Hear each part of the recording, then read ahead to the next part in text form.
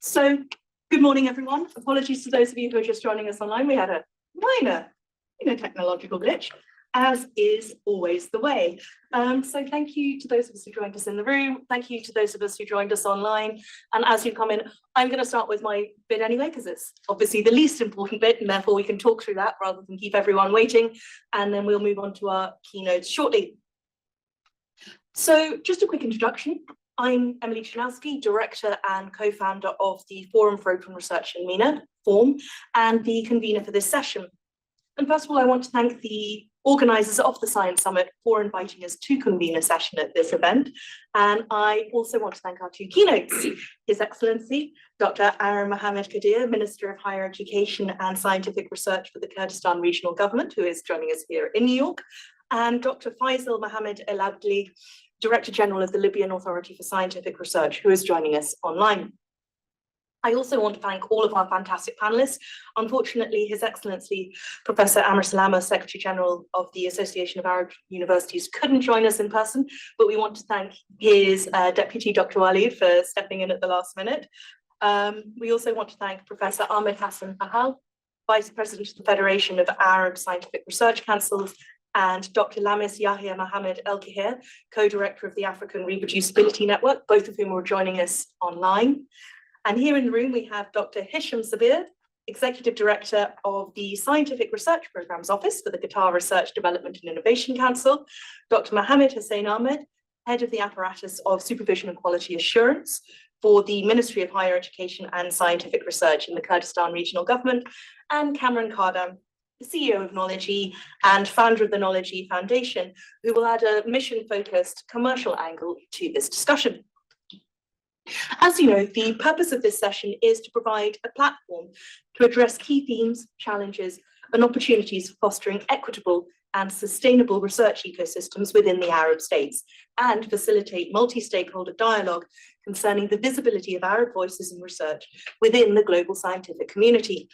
But before we do that, I just want to give those of you who don't know us a little bit of background about FORM.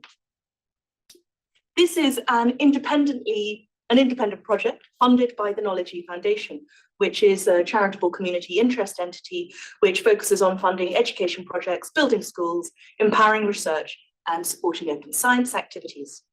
FORM is a non-profit membership organisation supporting the advancement of open science policies and practices in research institutions and research communities across the Arab region. We believe that open science is vital for the socio-cultural and economic development of the Arab world, and we therefore want to place accessibility at the heart of scientific and research ecosystems and encourage the evolution of strong, sustainable open research infrastructures across the region.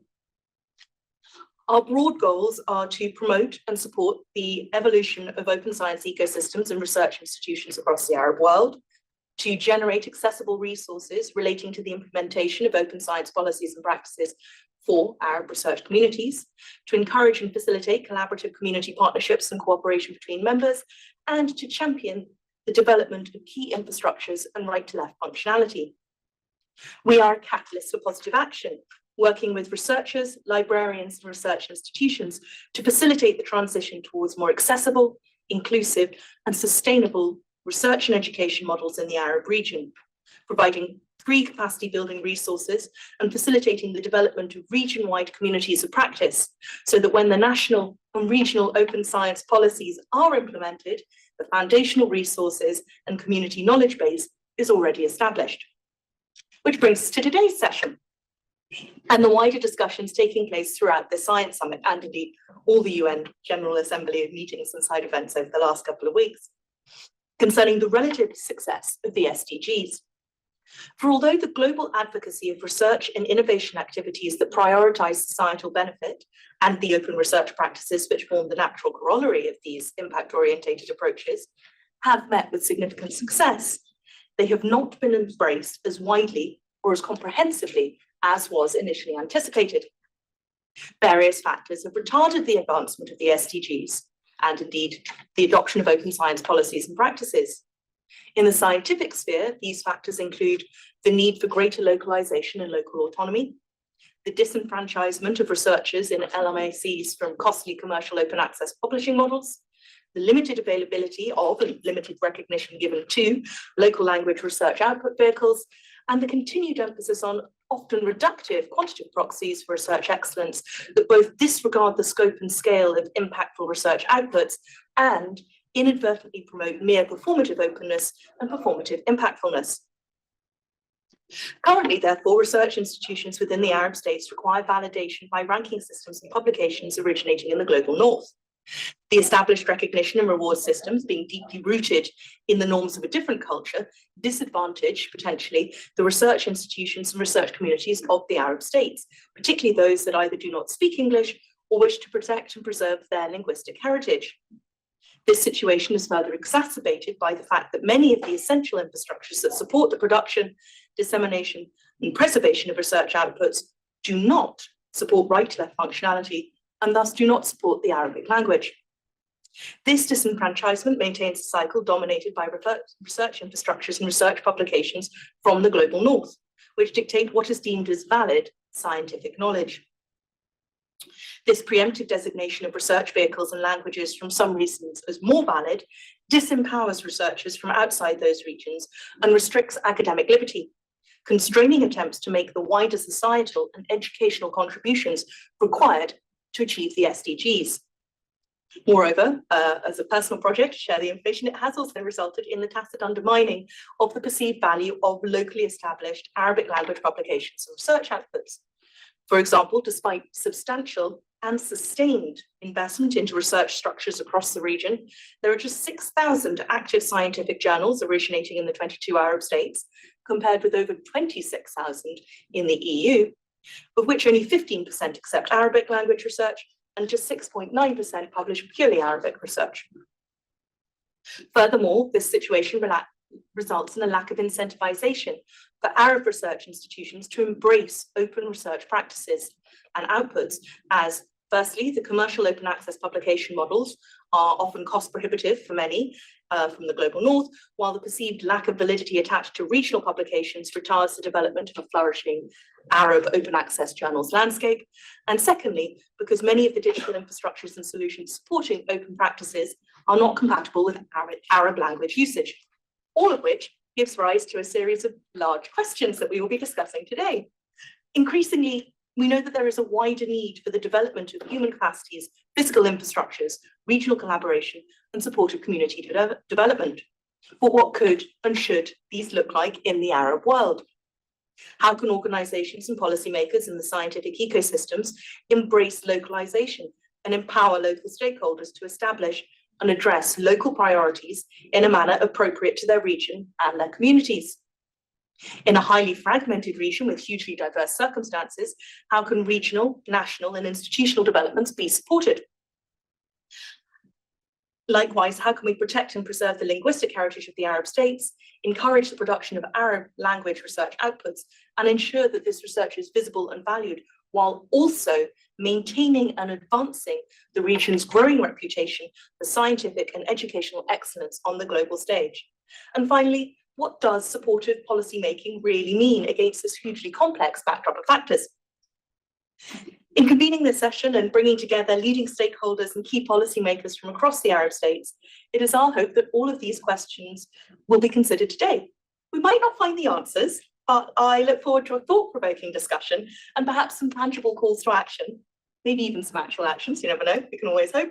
And I hope we will all have a thoroughly enjoyable debate in the process. So now, without further ado, it is my great pleasure to introduce our first keynote, His Excellency Dr. Aram Mohammed Kadir, Minister of Higher Education and Scientific Research in the Kurdistan Regional Government. Good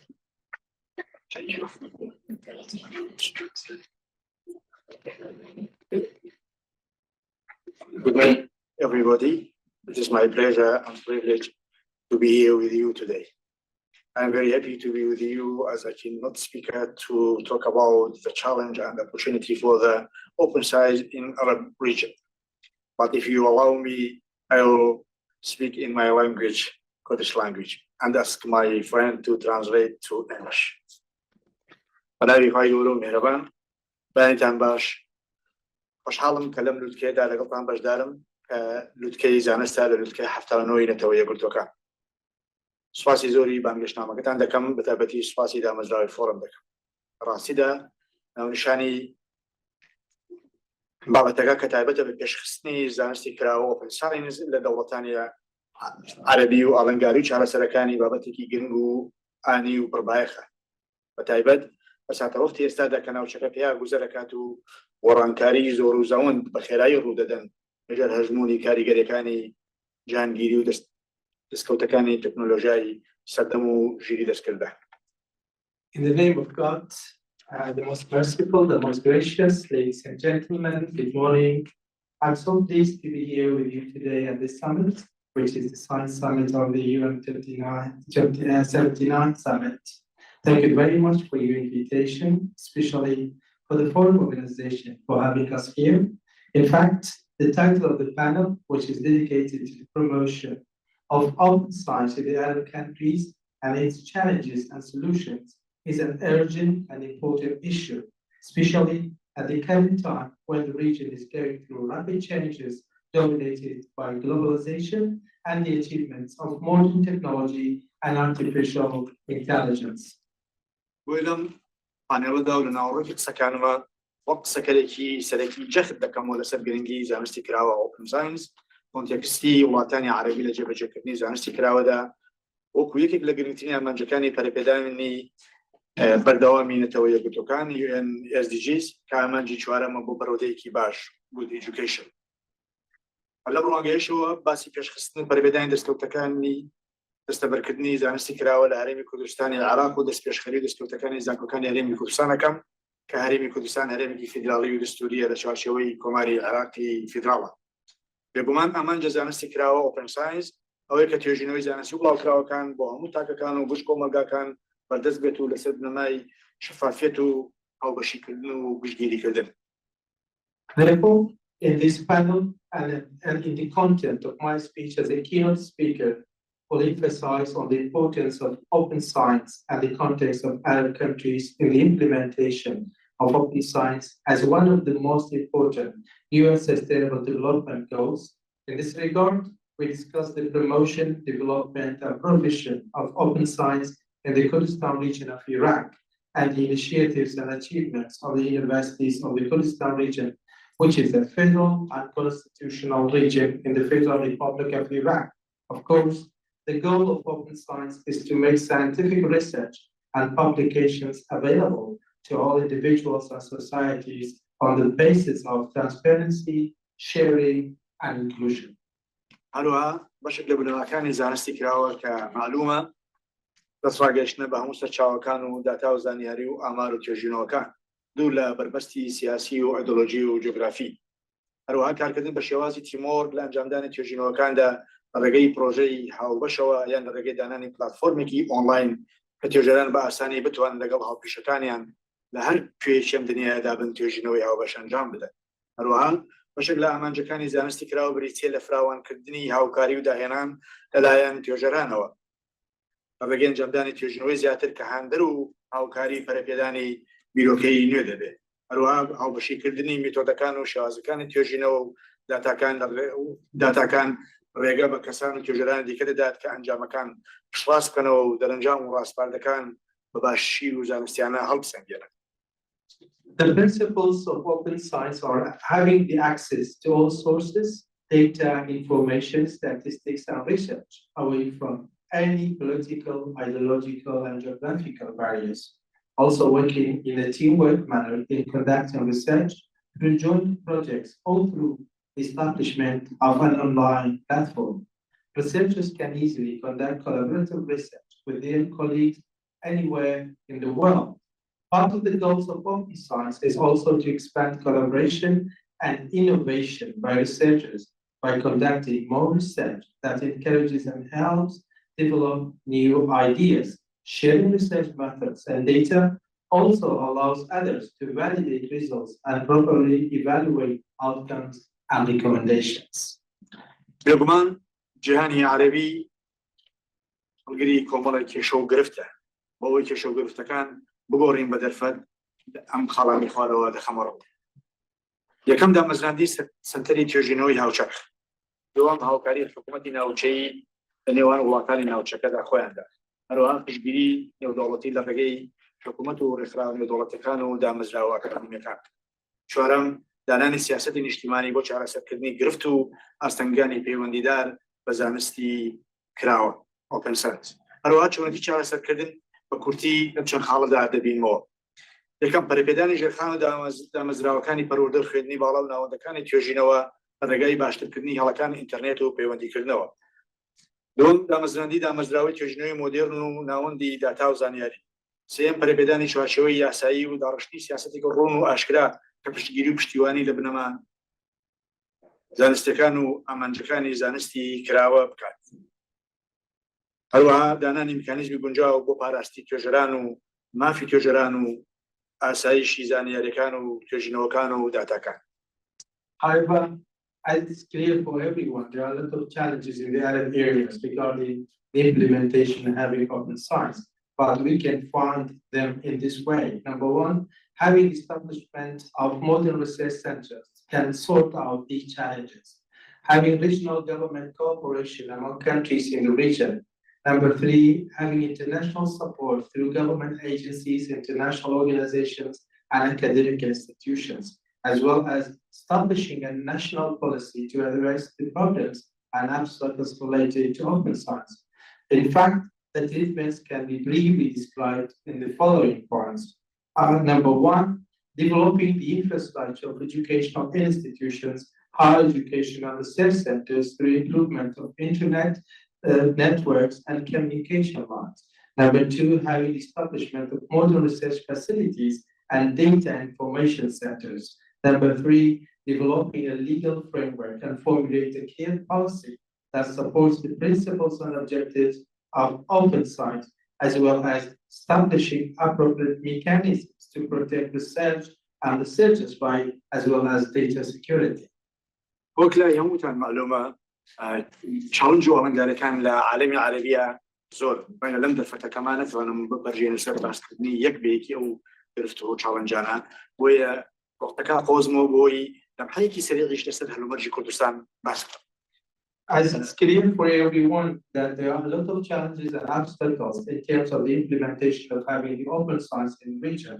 But as you know, because of the shortness of time and the limitation of the time given to me, I'm going to seize the opportunity to talk about the situation that we have in Kurdistan region of Iraq. بەڕێزە، سەرباری ئەوەی هەرێمی کوردستان لە ماوەی سێدەی ڕابردوودا قۆناغ بە قۆناغ بەڕای گرفت و کۆسپ و قەیرانە جۆرا و جۆرەکان، بەڵام کولتورێکی تاڕادێک باشی بنیادناوە لە بواری ئازادی توێژینەوە و داهێنان لە ڕووی چەندایەتی و چۆنایەتیەوە. بە شێوەیەک کە لە ساڵی 1990 کە ساڵی ڕاپەڕینی خەڵکی کوردستان و خاڵی وەرچەرخانی میلەتەکەمانە لەژێر دەستەیەوە بۆ ئازادی، خاوەنی تەنیا یەک زانکۆ بووین، بەڵام لە ئێستادا خاوەنی زیاتر لە 6 زانکۆ و پەیمانگا و دامەزراوەی سەر بە خوێندنی باڵایان. زانکۆکانی هەرێمی کوردستان سیاسەتی دەسەڵاتگەشتن بە زانستی کراوە پێشکەش دەکەن. بەرنامەی هەمەلایانیان هەیە بۆ پێشگیرکردنی ئامانجە یەکێکە لە استراتیژیەکانی وەزارەتی خوێندنی باڵای وڵاتەکەمان. بۆ نمونە سەرنجەم گۆڤارەکان کە لە زانکۆکان دەدەچن ئەندامن لە بەڕێوەبەرایەتی گۆڤارەکانی دەسەڵاتگەشتن بە کراوەی. هەروەها سەرچاو داتاکان لە زانکۆکانمان فەیرە. زانکۆکان پشتگیری لە بەشداریکردنی گشت و هاوبەشکردنی دەرەنجامەکانەکەن. هەروەها زانکۆکانمان بەو ئیمکانەتانەی کە لە بەردەستیاندایە بە جۆرەی توانە پاداشتی مادی و معنەوی پێشکەش بە توێژەرانی وڵاتەکەمانەکەن. Ladies and gentlemen, although the Kurdistan region of Iraq has made an excellent development over the last three decades, despite various problems, obstacles, and crises, but also has built a relatively good culture in the field of freedom of research and innovation in terms of quantity and quality. In 1991, the year of the Kurdistan people's uprising and the liberation of our people, we had only one university at that time, but now we have over 60 universities, colleges, institutions, and higher education institutions. Kurdistan regional government universities offer access to open science and have comprehensive programs to support this goal. For example, all university journals are members of the Open Access Journals Directory, GOAJ. The universities inside Kurdistan region use open source software and make the data fair, findable, accessible, interoperable, and reusable.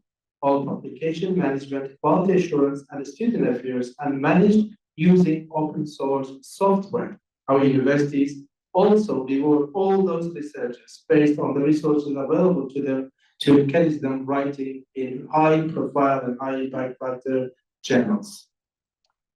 جگەر خۆشحاڵیە گۆڕای قەیران و گرفت و کۆسپەکان زانکۆکانمان لە پەیوەندیکی زۆر باشدان لەگەڵ زانکۆکانی ناوچەکە و جیهانە ساڵانە باشتر زۆرتر کاریگەرتر لە ڕیزبەندیە جیهانیەکانە دەردەکەون و باشتر شوێنی خۆیان لە نەخشەی ئەکادیمیای جیهانیە مستیشانەکەن هەروەها بەگەر مەگۆڕی بەشداری دەکەن لە فۆرەم و کۆنفرانس و کۆنگرە ناوچەی و نێودەوڵەتیەکان بەشداری گرنگ و کارایان هەیە لە بەرەپێدانی کەرتی خوێندنی باڵا لە ناوچەکە و لە جیهانە لەبەر کەمی کات ناتوانم یەکبێکی ئەو دەستکەوتانە و ئەو کار و پرۆژانەی وەزارەتی خوێندنی باڵای وڵاتەکەمان و کەمەڕوو بۆی ڕێز لە کاتەکە بگەم موزیسان بە کاتەکەەوە بگرم بەشێکی زۆری ئەوانەی کە من نامێ گوێ لەم ڕەنگە ببن بە گفتوگۆ ببن بە پرسیار لەلایەن بەڕێزانی ئامادە بووە بۆیە کاتەکە کۆتای پێدێن و هیوای سەرکەوتن بۆ فۆرەمەکە و بۆ کۆنفرانسەکە و بۆ هەموو خوازم و هەشاد و سەرکەوتن.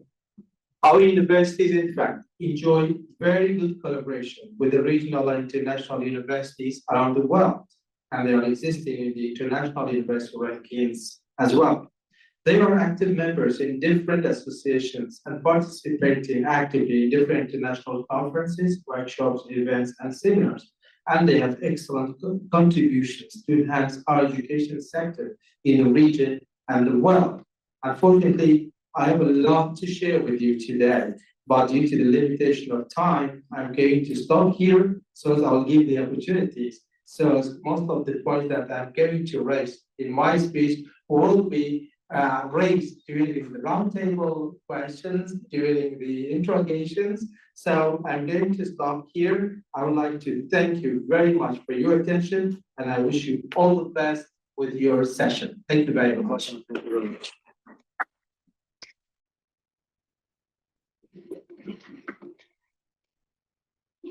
Thank you so much. I think we can all agree that was a really excellent introduction to the discussions and the roundtable panels we'll be having later, and a fascinating insight into the practical case studies that are actually happening. So thank you very much, Your Excellency. Before we move on to the roundtables, it is time for our second keynote, who will be joining us online from Libya. And I'm now honoured to introduce Dr. Faisal Mohammed El Adli, Director General of the Libyan Authority for Scientific Research. And this is a particular pleasure for us at Form, because this organisation was actually one of our first members. So we're very glad to have you here today. And Dr. Faisal, I will be controlling your slides, so do tell me when to skip to the next one. Over to you. Thank you, Emil. I'm so happy to be here in this panel. I'd like to start my talk with congratulations to you. This great organized to this committee. My speech is with the next slide. It's open science and open data and open access. We don't go behind policy solution for open search for research. Second slide. Yes. As all we know that the world have been today witnesses regarding shift from industrial age to information age. Till now, we are going to the international intelligence technology, which have been started very in the last few years, very fast in this technology. Second one. Next. Science is the result of teamwork and collaborations. As you know, science is the fluid for knowledge that grows and flourishes thanks to collaboration. It is a collective effort and requires coverage of efforts and the exchange of experience. History has been proving that the greatest scientific discovery were the result of collaborative research team from different backgrounds and cultures. In our Arab world, we are in direct need of building existing scientific committee based on cooperation and participation so we can catch up with advanced countries and to contribute to create better future for humanity. Next step. What is the open science? Open science is open education and open software, open courseware, and open research. There are four different open on open science. Next step. Next slide. Open science, it is what's an open education. Open science that have science for open research in because open and science the priority focus in making the result of scientific research accessible to everyone. Where this result are scientific articles, data, or software, the goal is to facilitate access to scientific knowledge and encourage collaboration among researchers. For open science as a broader concept, here the concept of open science extends to other accepted of scientific process such as education resources, and software. Open education means making education materials available to everyone. And open software means makes all the softwares used in scientific research accessible to all. The common goal is to increase diversity and access to scientific knowledge. This is the last result which have been done to get open science and openness in the research. Next slide, please.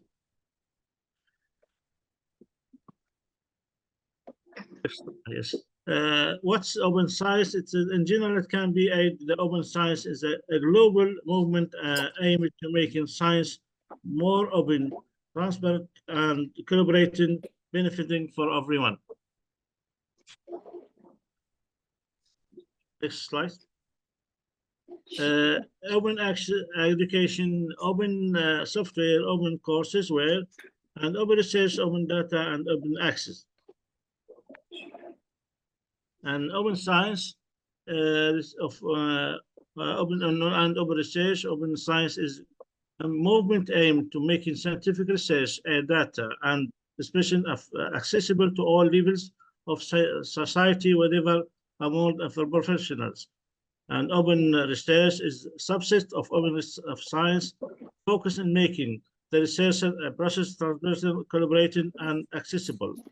Both concepts is important by sharing knowledge and resources. They drive scientific progress and foster a more inclusive and efficient research environment.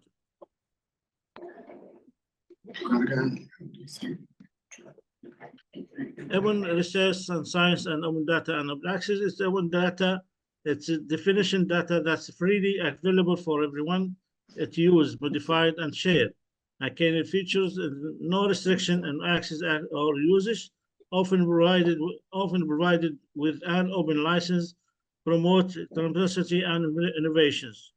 For open access, definition is the free and immediate online access to research, outputs such as journal articles and books.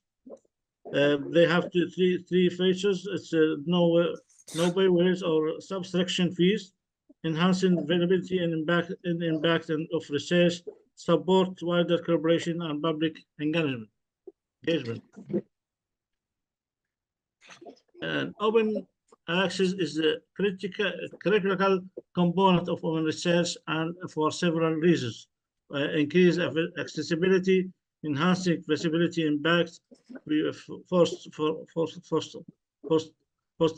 collaboration, fostering collaboration and public engagement and transparency and reliability.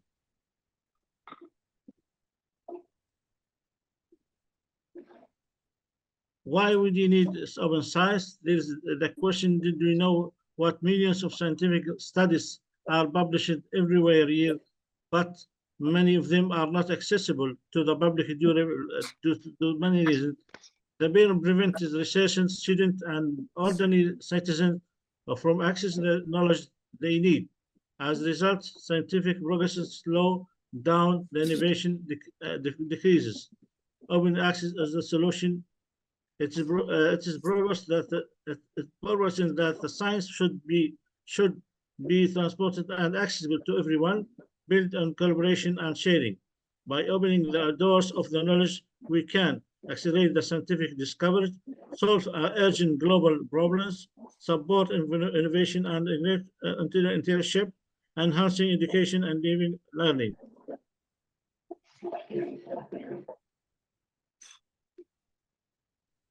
Next slide, please. After COVID? Yes. No, previous one, no. Yes. During the COVID-19, strong drive for urban science, resolution and scientific collaboration, and they are rapidly changing information and data development, infected treatment and vaccines, accelerating vaccines developing and proceeding places, removing barriers, major scientific publishers like Elsevier and Springer's and Wiley and millions of research articles, they're freely available. Enable researchers and doctors to access to the latest research and knowledge. And open data, lifting restriction on data and meet data related to the coronaviruses, encouraging knowledge sharing among different research groups.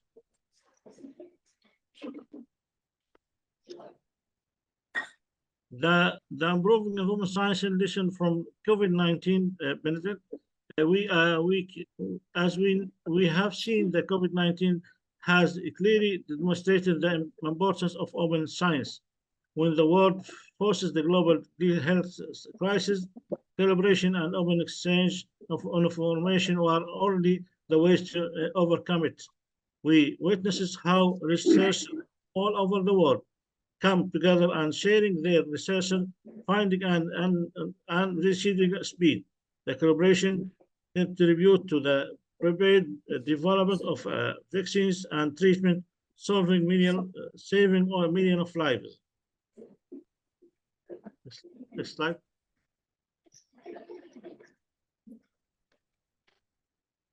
The importance of local international policies in supporting open access, importance of local policies enhancing local collaboration, funding support, facilitating and data access, important for international policies, promoting international cooperation, standardization, and addressing global challenges.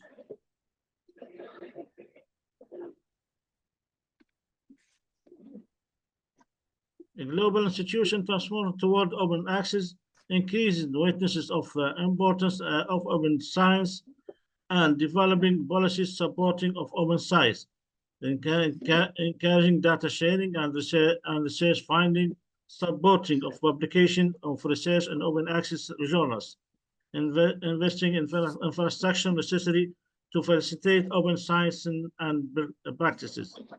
The most important global institution supporting open science is UNESCO, European Commission, World Health Organization, National Science Foundation.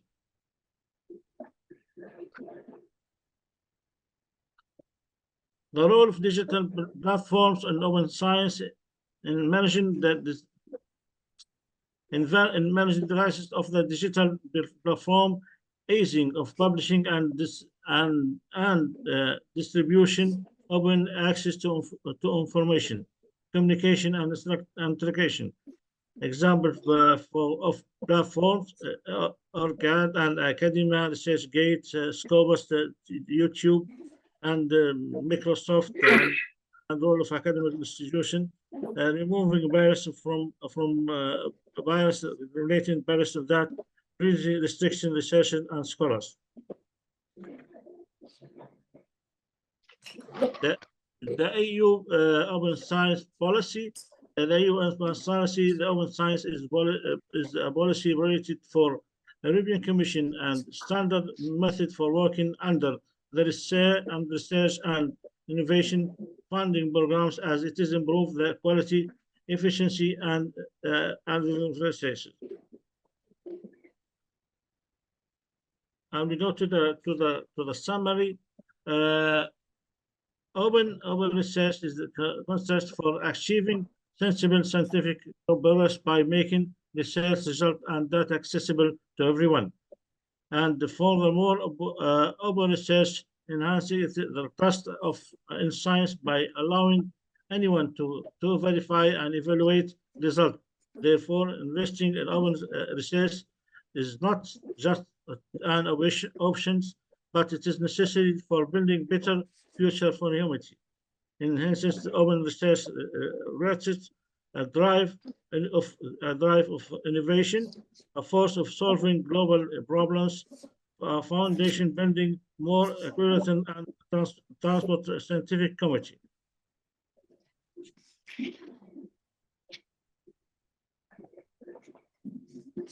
A key recommendation: raising awareness of open research, organizing workshops and seminars to educate research and policymakers about the importance and benefit of open research, highlighting international access to sources to field of open to the field of open research, integrating the concept of open research into university and institution, building the infrastructure of open research, and establish national open digital for strengthening and publishing research and data, developing a creative platform to facilitate and collaborate among researchers, provide the necessary technical support for researchers to implement open research projects. The third one is the developing supporting policy for open research, ensure national policy that encourage the open publication of research and data, link research funding to the publication of open research, facilitate the question of open access publishing rights, protect the intellectual property rights for researchers. Fourth, strengthen regional and international cooperation from workers of cooperation between Arab research institutions, participate in the joint international research project, exchange experience and knowledge among our countries, training and developing human resources, offering training programs for researchers on open research skills, building capacity of research institutions, and manage and operate the open research infrastructure, develop indicator for evaluating open research, develop indicator to evaluate the institutional and national research performance in the field of open research, like the evaluation the research performance to the publication of open research. Thank you.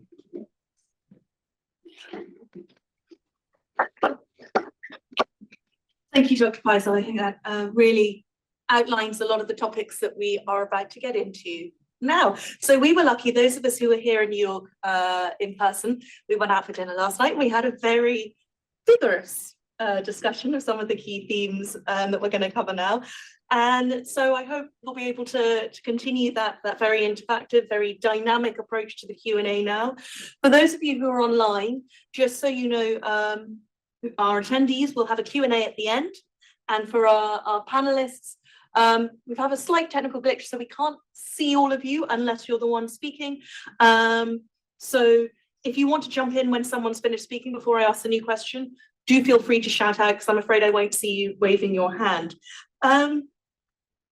So as we said through all of these panels today, we've got a lot of ground to cover. There's a lot of really interesting topics that I think we could cover and go into some depth. But I'd like to start with quite a big question. Dr. Walid, if you're still here, because I know you had to leave early, if you are still here, let me know and I'll ask the question first. If not, we'll redirect it. But as I said, it's a big question. What are some of the regional priorities with regards to the advancement of scientific research and scholarly communications models overall? Obviously, with our two keynotes, we've had a focus on open science, but it would be good to sort of lay the groundwork with something a little broader. Dr. Walid, are you still there? Looks like he's had to leave for his meeting. In which case, I would like to redirect that question to Professor Ahmed Hassan Fahal. In your role as Vice President of the Federation of Arab Scientific Research Councils, what do you think some of the regional priorities with regards to the advancement of scientific research and scholarly communications models are? Madam Chair, Emily, Yes. Honorable panelists, colleagues, ladies and gentlemen. First, I would like to express my sincere thanks and gratitude for the opportunity to be part of this panelist group with vast experience in research and innovation in the region. No doubt, the region has a diverse priorities depending on where we are. Countries with high income economy definitely has priorities different from people with low income situation. We have two sets of priorities here. For example, countries facing war, conflict, social injustice, political instability, they have different set of priorities. In the area of health, for example, we have a problem with endemic diseases in these countries, infectious diseases, problem with immunization. Whereas high-income countries, they face a problem with non-communicable diseases, obesity, diabetes, and other diseases. So here the priorities are different, but then this is again for the same other sectors of research: energy, water, food security, desertation, and other things. Hence, we need to match the two problems: high-income countries and low-income countries' priorities. And that can be done by good collaboration, by helping in establishing infrastructures in underdeveloped countries, and by having trying to minimize the brain drain phenomena by including a situation that can be suitable for scientists in these areas to stay and to work. So what I would like to say in summary, that we should address the priorities in different areas, and we should have solutions to look together in these priorities. At the same time, we should look into the local and international situation and how can we improve the science outcome in the region so as to match what is available in the well-developed part of the world. Thank you very much. Thank you very much. Dr. Lamis, in your role as co-director of the African Reproducibility Network, Aaron, what are your views on this question around, what are those big regional priorities for scientific research and scholarly communications? Well, thank you very much, Emily, and thank you for inviting me to be part of this channel. I'm really humbled to be among these eminent professors in this channel, but I'm really happy to bring a perspective from an early career researcher perspective. So in my view, the priority should be in collaboration. I think one of the major issues that we have in the Arab region and the MENA region is the collaboration. Everyone is working, or every country, or even every lab are working in silos. We don't have communication among each other. And I think there are many regions that sort of face the same problems. There are many countries that have the same problems that need to be addressed. So I think if we could collaborate and join efforts, and join resources, we will be able to move forward and give better solutions for these problems. Yeah. Thank you, Dr. Lammers. That actually tees up another question. And forgive me, everyone, we might circle forwards and backwards a bit to ensure that we really thresh out everything and get that sort of dynamic engagement that we're hoping for around these discussions and debates. But one of the things that, the Arab region is both known for and I think is hugely successful is around how there are so many regional organizations, so many collaborative organizations that do work together across the whole scale of the area. And Dr. Hisham, you're working for the QRTI. Obviously it's a national organization, but you're very proactive as a group with collaborating across borders and sharing ideas and knowledge. What are your thoughts on how we can encourage long-term collaborative advancement? And also, if you have any views, yeah, the button needs to be pressed. It's red right now. It needs to go green. Yes, there we go. Yeah. So, what are your views around how we can collaborate to solve some of those regional challenges? Let me just go back first to the first question, if I may, very briefly, in terms of what we're doing in terms of advancing science and technology. Our strategy is such that we fund research along three verticals. What we call national research program. These are programs designed to solve problems. They're impact focused and stakeholder led. The stakeholders actually set the agenda. They set the priorities, they evaluate and select the research, they monitor and implement the outcome. So this is one vertical. The other vertical, not as important, is where we fund blue sky research. And this is very important because we've built over the years capacity that we want to return and avail academic freedom for them, because these are the same people who would go and solve problems. So this is a capacity building exercise as well. The third vertical, of course, is to build capacity. And when I say capacity, I mean capacity in its wider sense, the non-research capacity, human capacity, physical infrastructure, and the lesser known and appreciated circle, which is conducive and supportive environment. They were talking about legal frameworks, cultural frameworks, institutional setup, programs, all manner of things. So these are the three verticals that we adopt to advance science. In terms of collaboration, again, the Qatar experience is such that we are known for collaboration, and collaboration is an underpinning concept in everything that we do. And I'll give you small statistics. To date, we've been collaborating with in excess of 1,100 institutions worldwide from 67 countries. That's how much we value collaboration. Of course, there is an element of collaboration being focused or was focused in the global, the traditional centers of R&D advancement. But I'm happy to say that we are now collaborating with the region, or more so. We're collaborating with Dubita of Turkey, CNRST of Morocco, the Federation of Arab Scientific Research Councils, the FAHAS is here, the GCC, and many more. So collaboration indeed is a factor in everything that we do, and it's a factor in evaluating and selecting research. So, yes, by all means, this is something that we prioritize, and we're hoping to continue to prioritize. Excellent.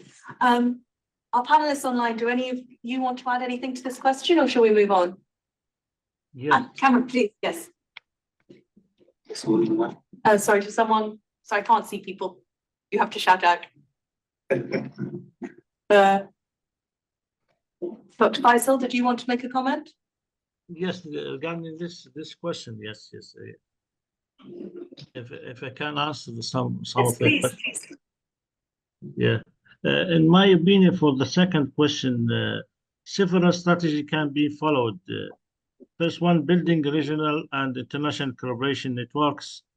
And the second one, providing sensible funding.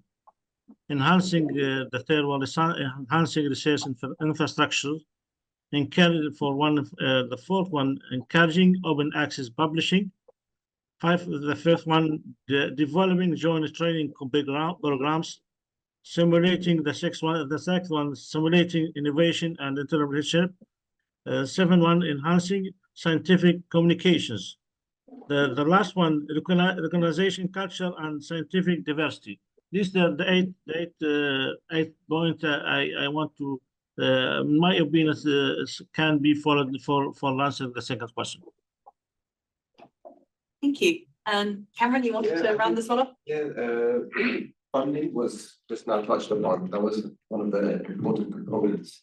As we heard in Qatar, where the funding is clear and the priorities are set, which is the second element. It's very clear and important for countries to establish the priorities they have with regards to the research outcomes. So when you've got the funding on one hand, you can support the research infrastructure, and then the priorities set in motion. Then it's an issue of building that human capital and building that capacity to be able to support that ecosystem and drive each country towards those national priorities. Dr. Mohammed? Well, good morning. Thank you very much, first of all, for having us in this roundtable discussion. Back to your question, as my colleagues actually already mentioned, and His Excellency in his keynote speech mentioned the collaboration that we have in the region about the open science and the collaboration among different parties. Unfortunately, what I'm seeing is that there's a big gap, knowledge gap among all the countries in terms of the higher education collaboration. We always jump into the West to get the models into our countries, while we are not looking at the examples that we have in the region.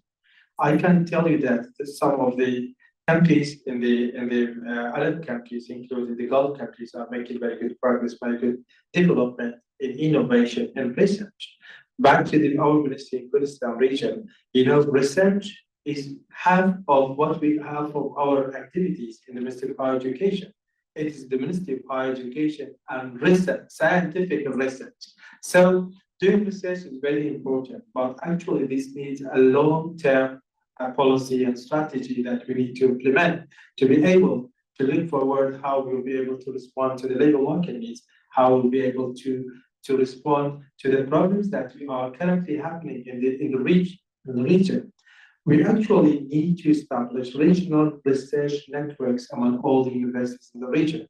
I know that there are many associations, as my friends mentioned, that in the region working with the higher education sector, but which degree they were able to be successful in doing the collaboration in terms of research, in terms of exchanging the knowledge, exchanging the science, getting to the science and data, even sometimes the information is very hard because maybe there are many barriers that His Excellency mentioned in his speech regarding the internet, regarding the financial crisis that we have in the region, but this needs a clear policy and strategy how we'll tackle that. Thank you. Thank you. So I'm going to circle back because it's a topic that's we were going to touch on later, but it's obviously come up a lot and it is a very important one. And that comes back to funding, and not just funding, but sustainable funding. We have to make sure that whatever we decide to do at a national level, at a regional level, at an institutional level, it can't be reliant on grants. It has to be sustainable. It has to be, it has to wash its own face, as we say in English. And it's something a few years ago, we had a regional strategy session, and that was one of the big topics, one of the top 6 challenges that came out. In fact, it was actually positioned after sort of general comprehension of the benefits of open science that was pitched as the most important. So, and I lay this open, perhaps, Dr. Hisham, we can start with you and then move through, is what are some of the national and regional funding challenges, and how do you perhaps see sustainable financing models and initiatives that we could adopt to support research in the region? Thanks, Emily. That's an important question. You asked about the challenges. And solutions. We want everything. Yes, start with the challenges, probably easier. The challenges are such that in Qatar and countries like Qatar, nascent ecosystem, a relatively small country, a feature of such ecosystem is the pace of change of strategies and policies, budgets, governance and governance structure, remits, all manner of things. This has advantages as well as challenges. In terms of the advantages, of course, is the ability and agility to change course allows you to track the best course for success. But also it induces some instability in terms of budgets. You talked about funding, and that's one of the things that you have to grapple with. But I'm happy to report that recently, and as a consequence of the NDS3, the National Development Strategy, third one, our council is made in charge of the innovation agenda. And with that, we have a very handsome budget on research and innovation. And the important feature of that is not just some money, but the stability of it and the promise that this will be sustainable. And that, because remember, funding research is not something that you do on a yearly basis, which is our budgets are. You have the commitment for 3 or 4 years, what I call the mortgage effect. And you have to have the budget and the assurance of the budget to cover the commitment. And that has been a bit of a challenge, but I'm happy to report that this is now being addressed, and we hope to be in a position to address the funding of today, as well as meet our commitment of the future. Congratulations. Dr. Lamis, you're part of and running what is a relatively new, fairly young regional initiative. So what's your view on funding and how can one make it work, both for your initiative, but also for the good works that you do across the region? Yeah, thank you, Emily. I think I could speak for all the open science initiatives that are currently, or most of them that are currently operating, especially within the MENA region. All of them are volunteer-based, you know. All of them are people who are trying to advocate for open science, but they're trying to do that on top of their other responsibilities. I don't think until now we have individuals who are fully appointed by institutions or by ministries or by governments that their role is open science advocacy. And I think this is a big issue, because what I could see from all the open science initiatives that I interact with is after a certain amount of time, there is burnout. Because, you know, you have to manage your other responsibilities. But what I would like to ask is, you know, for all the stakeholders to really invest in individuals who are specialized and, you know, specialized advocates for open science. And I hope this would happen soon.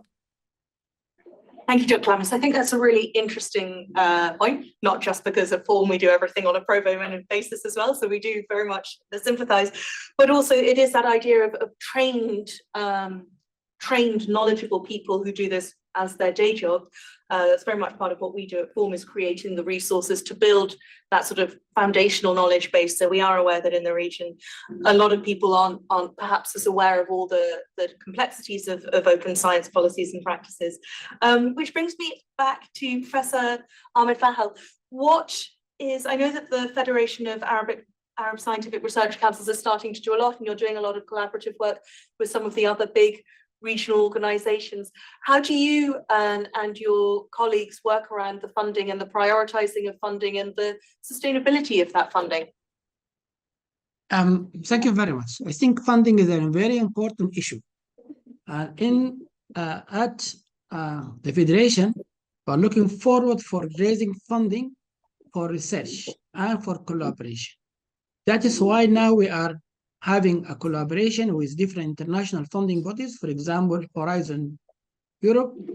We are trying to work with them, try to make people in the region aware of the activities done by this international organization, so people they can form groups, write proposals, and then apply for funding from this. And again, this is an important area for a collaboration and for producing good science.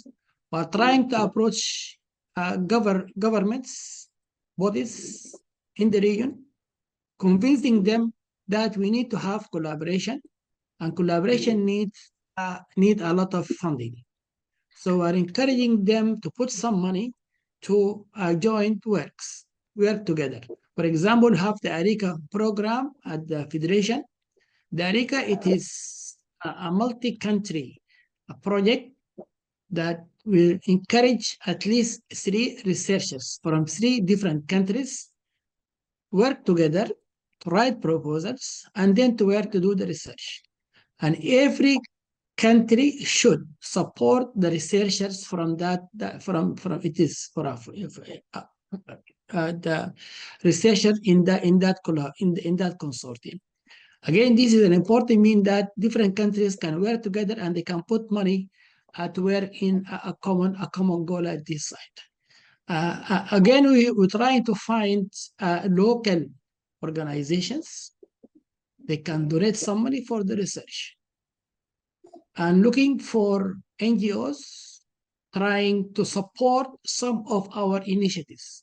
For example, we have the entrepreneurship program, and we're trying to put these young researchers, innovators, in contact with industry in these countries. And again, this is some sort of funding for these young researchers. So we're trying a lot of means to raise funds to make it available for researchers in different countries. So we are looking forward for having more collaboration with other NGOs, international bodies, companies, industry, and governmental institutes, trying to find means to get funding for research. For example, a few weeks ago, we had a very successful meeting with Qatar Research and Development and Innovation Council. We looked into their experience on how they are managing the programs they are doing and how they are funding these programs. And we tried to attract a lot of people to attend this meeting so they can learn from the Qatari experience in this. So all these are means to get funding for our research in the region. Thank you very much.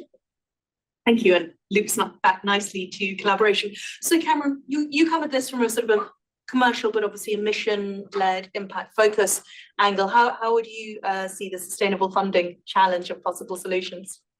It's a very good question, and it's one of the major challenges that is constantly brought up. So when we look at the funding issue, there's different aspects to that. First of all, in order to do research, you need to have access to research, right? So the availability and accessibility of the research becomes an important issue. There are only a few examples where actually a lot of scholars within countries have access to all the known literatures available out there. Qatar, through the Qatar National Library, is a great example where basically every citizen has access to the latest research that is available, which not only encourages and fosters research, but it also fosters lifelong learning, evidence-based decision-making across industry and various aspects. So that element of every citizen having access becomes very important. Another example has been the Egyptian Knowledge Bank, where around 80 years ago, the president's mandate in order to support a transformation of moving towards knowledge-based learning society. Again, a library was formed, initiated, and supported, and again, access was given to every citizen. But is that across the region? Many universities are facing challenges. Many countries, not just in the region, but around the world, are facing challenges, and hence are moving to pirated access websites, which we are aware of. Now, when it comes to funding, I was at the Precision Medicine session yesterday, and I think it was Dr. Khalid who mentioned that investment into research pays off. So when the priorities are set at a national level, and then funds are allocated towards it, then we have the story of Qatar leading, being one of the leading countries in the world on genomics research. So first of all, priorities are set, the funding is allocated with it. Part of it is to do with the priorities. in the session from Africa yesterday with regards to the SDGs, was mentioned that still research is not a priority for many countries. There are other priorities due to the geopolitical sort of situation of the countries, and it's basically impacting the research ecosystem and what's happening around. So that is not an issue of funding, it's an issue of priorities. So, for example, now we see in the UAE, AI is becoming a national priority. Now, one of the first AI-based universities in the world, one of the largest LLMs, create Falcon, I think 80, that's not created in the UAE. It shows that it's a national priority and funds goes towards it.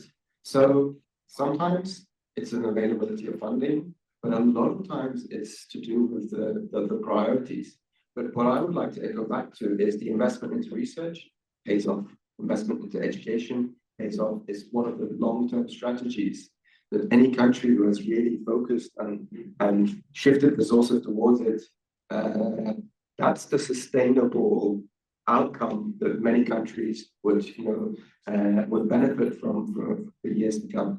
But again, this issue of funding is a whole topic of itself and a whole panel of itself. And I'll just stop here, but to give you more chance for more questions. Does anyone have anything else on funding specifically? Because I have a nice lead-in question. We can always circle back to funding otherwise. Obviously, we're talking about investment, we're talking about funding, and what you've all spoken about so far to a certain extent is funding in research, and Cameron, you just touched on research priorities. But what are those priorities for human and digital capacities? Because it's not just the genomics research project or a specific research project. It's creating those tangible long-term skills to produce that research in the future, to maintain the scientific ecosystem and more generally. Dr. Mohammed, we were talking about a little of this last night. I know it's something very important to you and his expertise. Thank you. Yeah, this is very interesting actually, when we are talking about funding and the budget. You know that unfortunately the culture of funding, I don't find it actually within our universities and in our region. This culture needs to be enhanced among our universities, because this cannot be done by the government, by the private public sector, but the private sector at the same time should contribute actually, because other countries, you know, that we always talk about the crisis happening, political crisis, economic crisis, social crisis, but open science at the same time has the potential to say that the powerful catalyst for the development of other countries by promoting collaboration, innovation, and knowledge sharing, open science, and this can contribute at the same time to the economic growth, to the social development, cultural enrichment, and regional integration. I can give you Qatar, for example, as an example that if you go back 2 decades ago, 20 years ago to 2000, you know, Qatar just started investing in education. They tried to get the model from the West, and they exceeded the West right now to be #1 in the Middle East and to be 4th internationally, according to the latest result, which was just announced in the World Economic Forum in Davos. That's what became #4 in the world. So how this was happening? They started to invest in education. So investing in education is very important. But we always talk about the language barriers.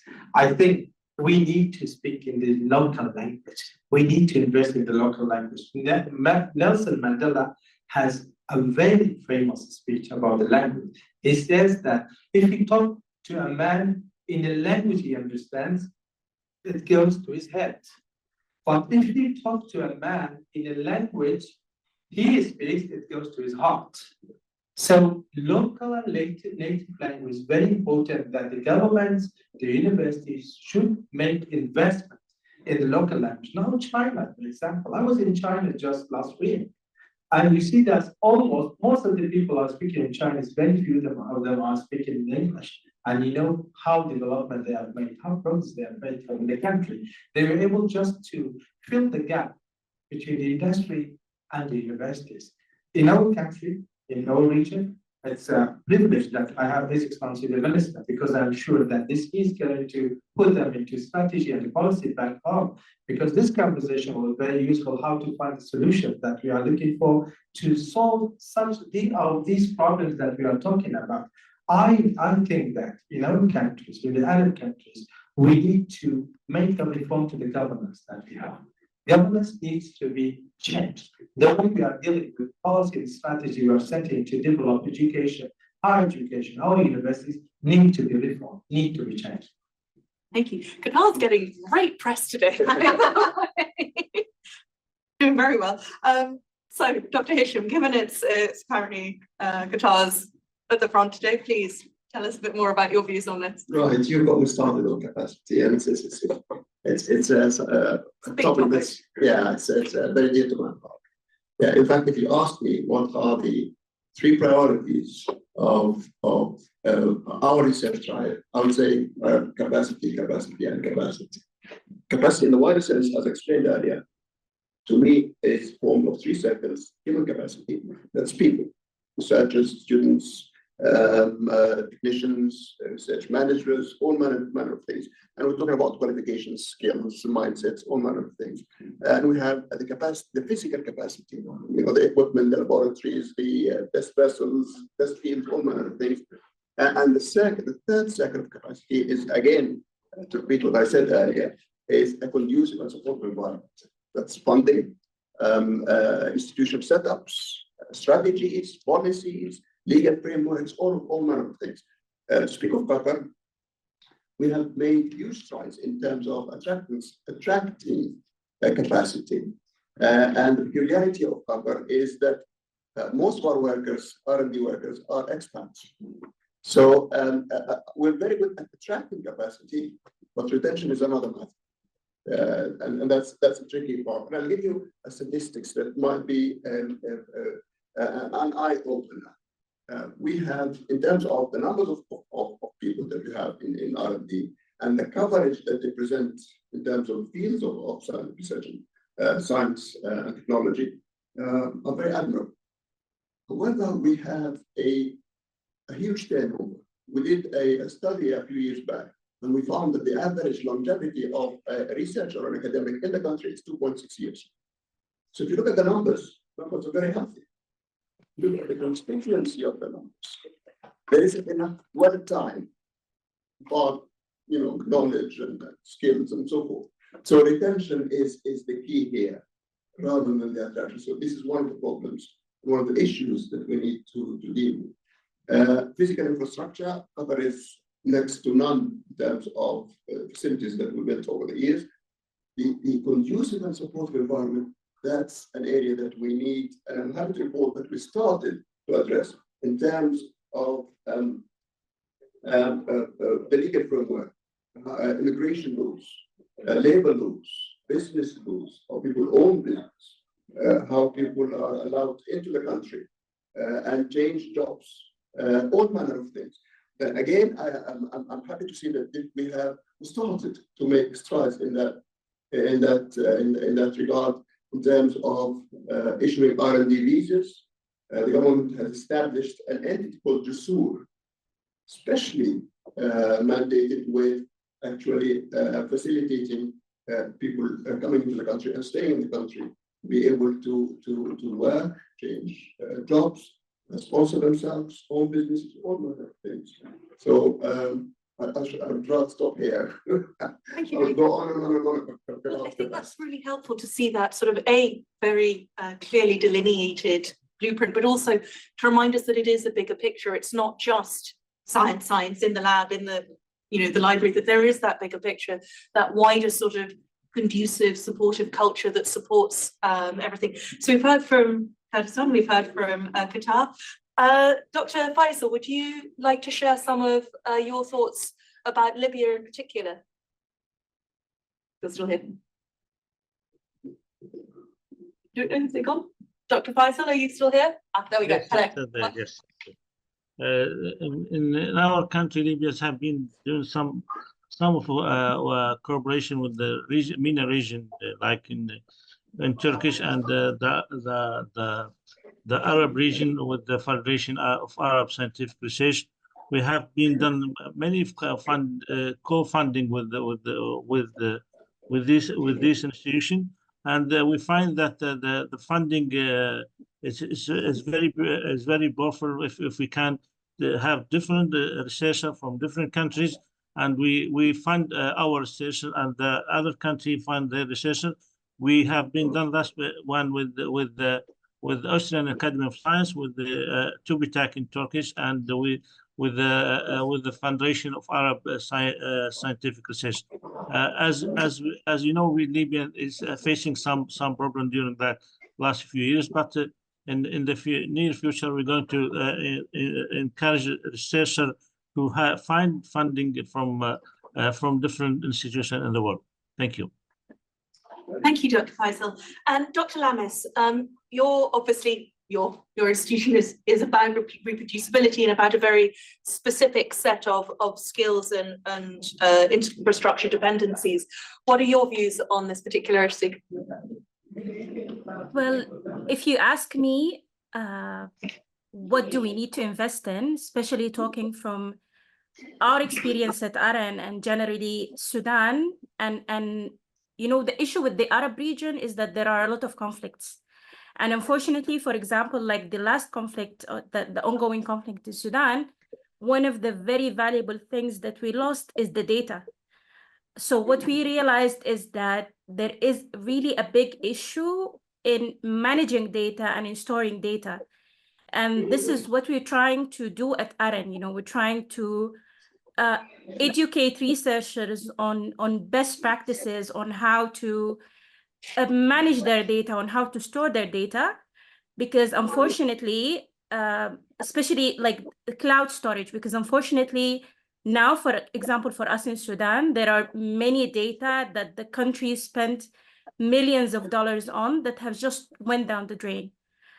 So if you ask me what would be the major thing that we should focus on in the Arab region, is really investing in data management and data repositories. Thank you. And data management is obviously a very hot topic this week here at the Science Summit, because I think with AI and everything else, it's been coming up a lot. So coming back, sort of pulling back a little and returning to the sort of the open science, the open access and everything else, drawing on all the different areas that we've just spoken about, how can we amplify the equitable production of and equitable access to research in and from the Arab states? And are there any practical strategies and maybe some specific infrastructures or tools and solutions that we could use to increase that accessibility and inclusivity? Cameron, over to you. So I think the inclusivity and accessibility has got two angles. One is in terms of accessibility, in order to be able to have access to all the content that is available, and that's something that we've touched on in the previous question. But then also it's that inclusivity of the research coming out from the region into the global platforms. Is the research becoming globally visible? Is it read from scholars and peers from around the world? Is it due to language barriers? Is it just because some of the major publications are just solely focusing on English language publications, which is predominant in many of the sciences, but in humanities, social sciences, a lot of the research that is actually conducted is in Arabic. So as part of that inclusivity is, giving and providing the platforms for that research become more and more available to a wider audiences around the world. There's basically, first of all, supporting that infrastructure to be able to give that visibility, global visibility to the local research. Another element is going back to the funding. So for some of the research to become visible, there are APC charges that need to be covered in order to be published in international open access journals. Some places can afford the APCs. Some places there are national strategies and policies to support the production of open access content. I know again, like in Qatar National Library, there are funds that would support any author who wants to publish in open access journals. In some of the countries, as part of the various agreements that are there with the publishers, part of the funds are to be able to support the publication into global open access journals. So everything is tied together, and we are talking about the Arab world, but basically every country has its own nuances and differences. But the general message is, first of all, the language barriers to make access to Arabic scientific literature more visible and more prominent in global indexes.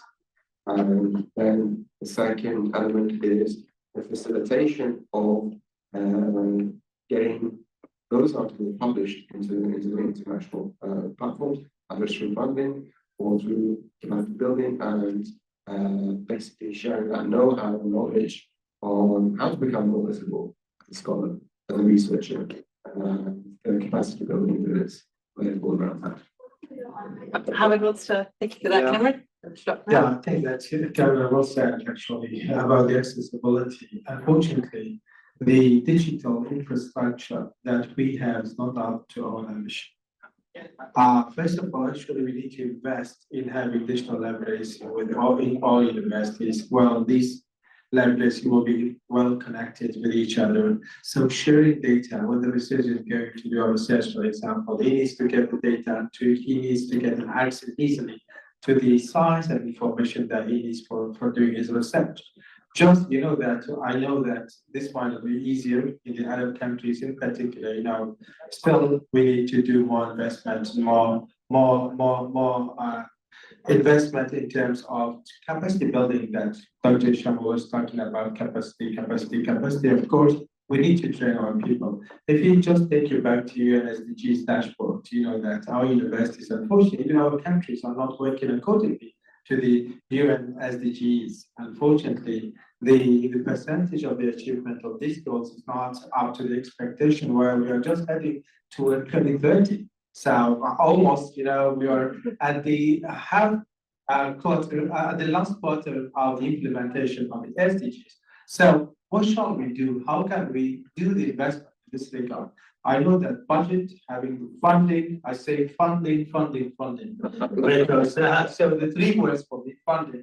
Funding is very important. If you have money determines, money talks. If we have no money, if we have no budget, how we can invest in research? All these are actually very important when there is an accessibility to all the researchers to invest in terms of having funding to it. Unfortunately, the budget that we are allocated all the time for higher education sector, we need to think about RDs as a priority.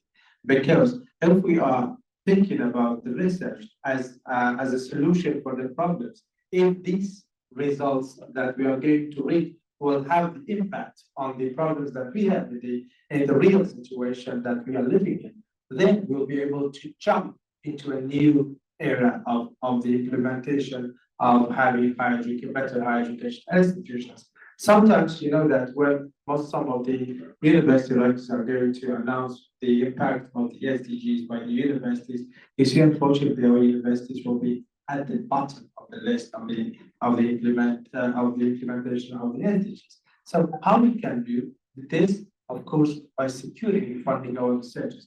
Researchers, academics in our universities, actually, they are just depending on what they are earning as salaries, as the fees for their lectures. But that's why I say the collaboration that we need between the public sector and the private sector will be very important. Our industries, our factories, actually, they need to invest more in R&Ds.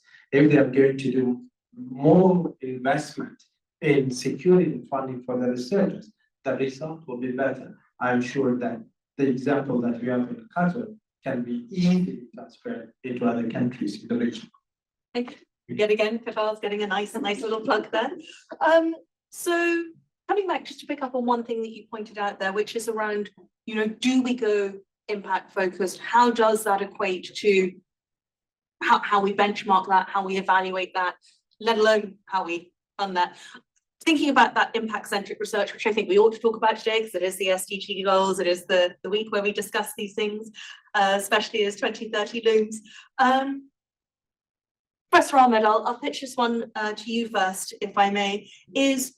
Should we be encouraging impact-centric research for long-term societal benefit? And if so, how can we incentivize researchers to move in that direction? So I'll speak next. Professor Ahmed, are you still there? Thank you very much. I There we think go. impact directed research is an important issue right now. We have to look into the society itself, the community problem, and how can we solve the problem. And that will be in line with the SDGs for better care of the patients, good communities, water security, good environment, and zero hunger and poverty. So it's very important to direct our research to deal with these problems. We should think about changing the funding policies so they can fund this research that can lead to improving the quality of the life of these communities and people. We need to look into the definition of the academic merits and excellence. People are trying to publish in Nature and Science with high impact factor journals. But what will be the end result of this? What will be the impact on society at the end of the day? Have a patient in a very remote area, he's dying from a very simple medical problem. And this research published in this high impact journal will not going to help him. So we need to look into the problem of this particular person, this particular problem and this particular community, and trying to gear our research to find solution for this. I think number one, it is to make researchers aware about the problems in the region, trying to convince funding bodies that they need to support such an important issues for research. We need to look into the universities and the institutes about how they can promote their their staff. They should put more emphasis on the community-based activities and based research. And we have to, very important, we have to find the conducive environment for researchers to work in these communities and to produce solutions for these poor the communities and how to improve. So it is essential. In fact, it is crucial and critical to think out of the box, to think that this type of research has impact and it is useful for the communities. It is very good.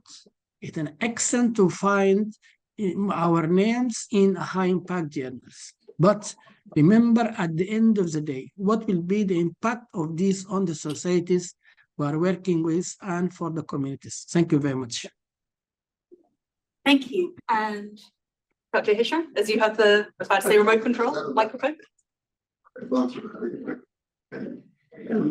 Let me go back with your permission to the question of equity, inclusivity, and diversity. I always say that we are that equitable, inclusive, and diverse by necessity, not choice.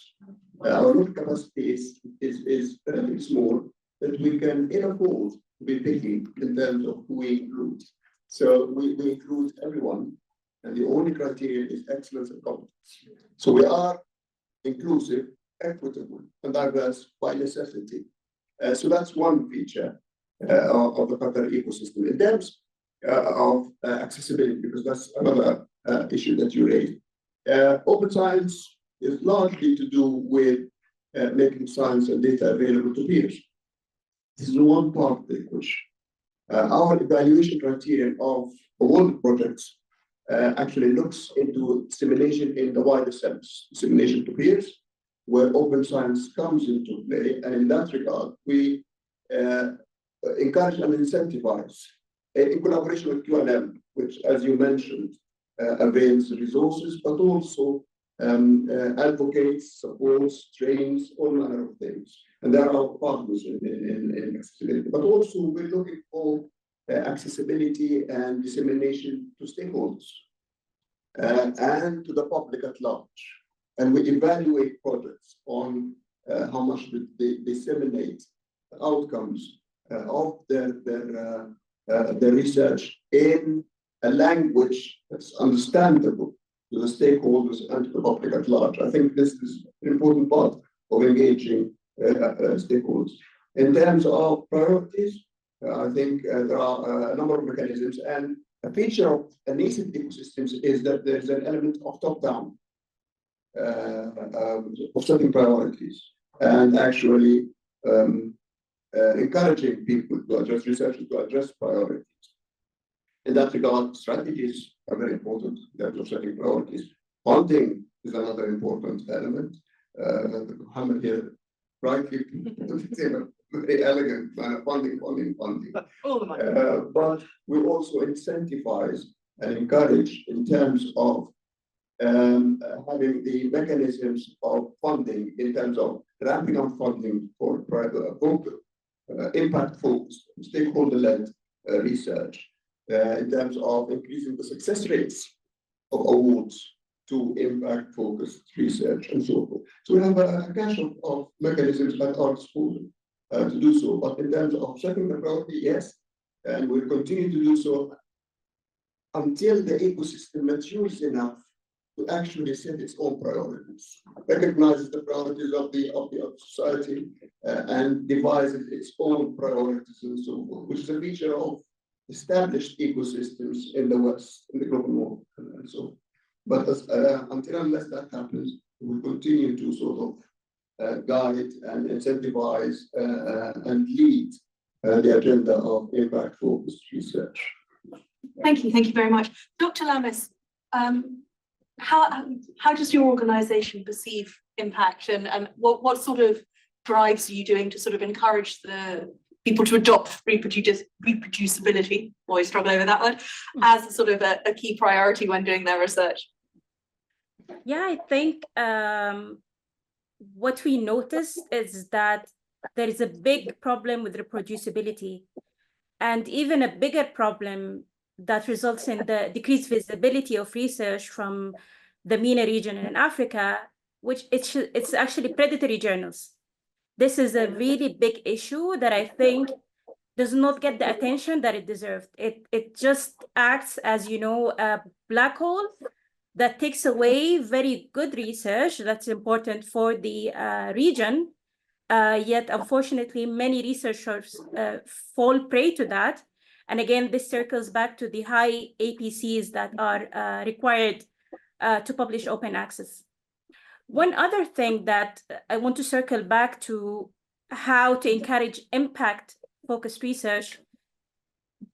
One of the beautiful things about the beautiful aspects of open science is citizen science. You know, it's now about involving the communities that you're trying to do the research for in the research. Because we have seen a lot of research being done to, for example, find a solution to a problem that is facing a certain community. But then when the research ends, the community does not accept this solution. It doesn't fit their values or beliefs or so on. So I think one of the things that we should invest in the MENA region is citizen science. I think it will save a lot of time and a lot of effort and a lot of money that is spent on solution that eventually, you know, just wind up as papers in the back of a drawer somewhere. Thank you, I agree. Citizen science is not something we've really covered that much today.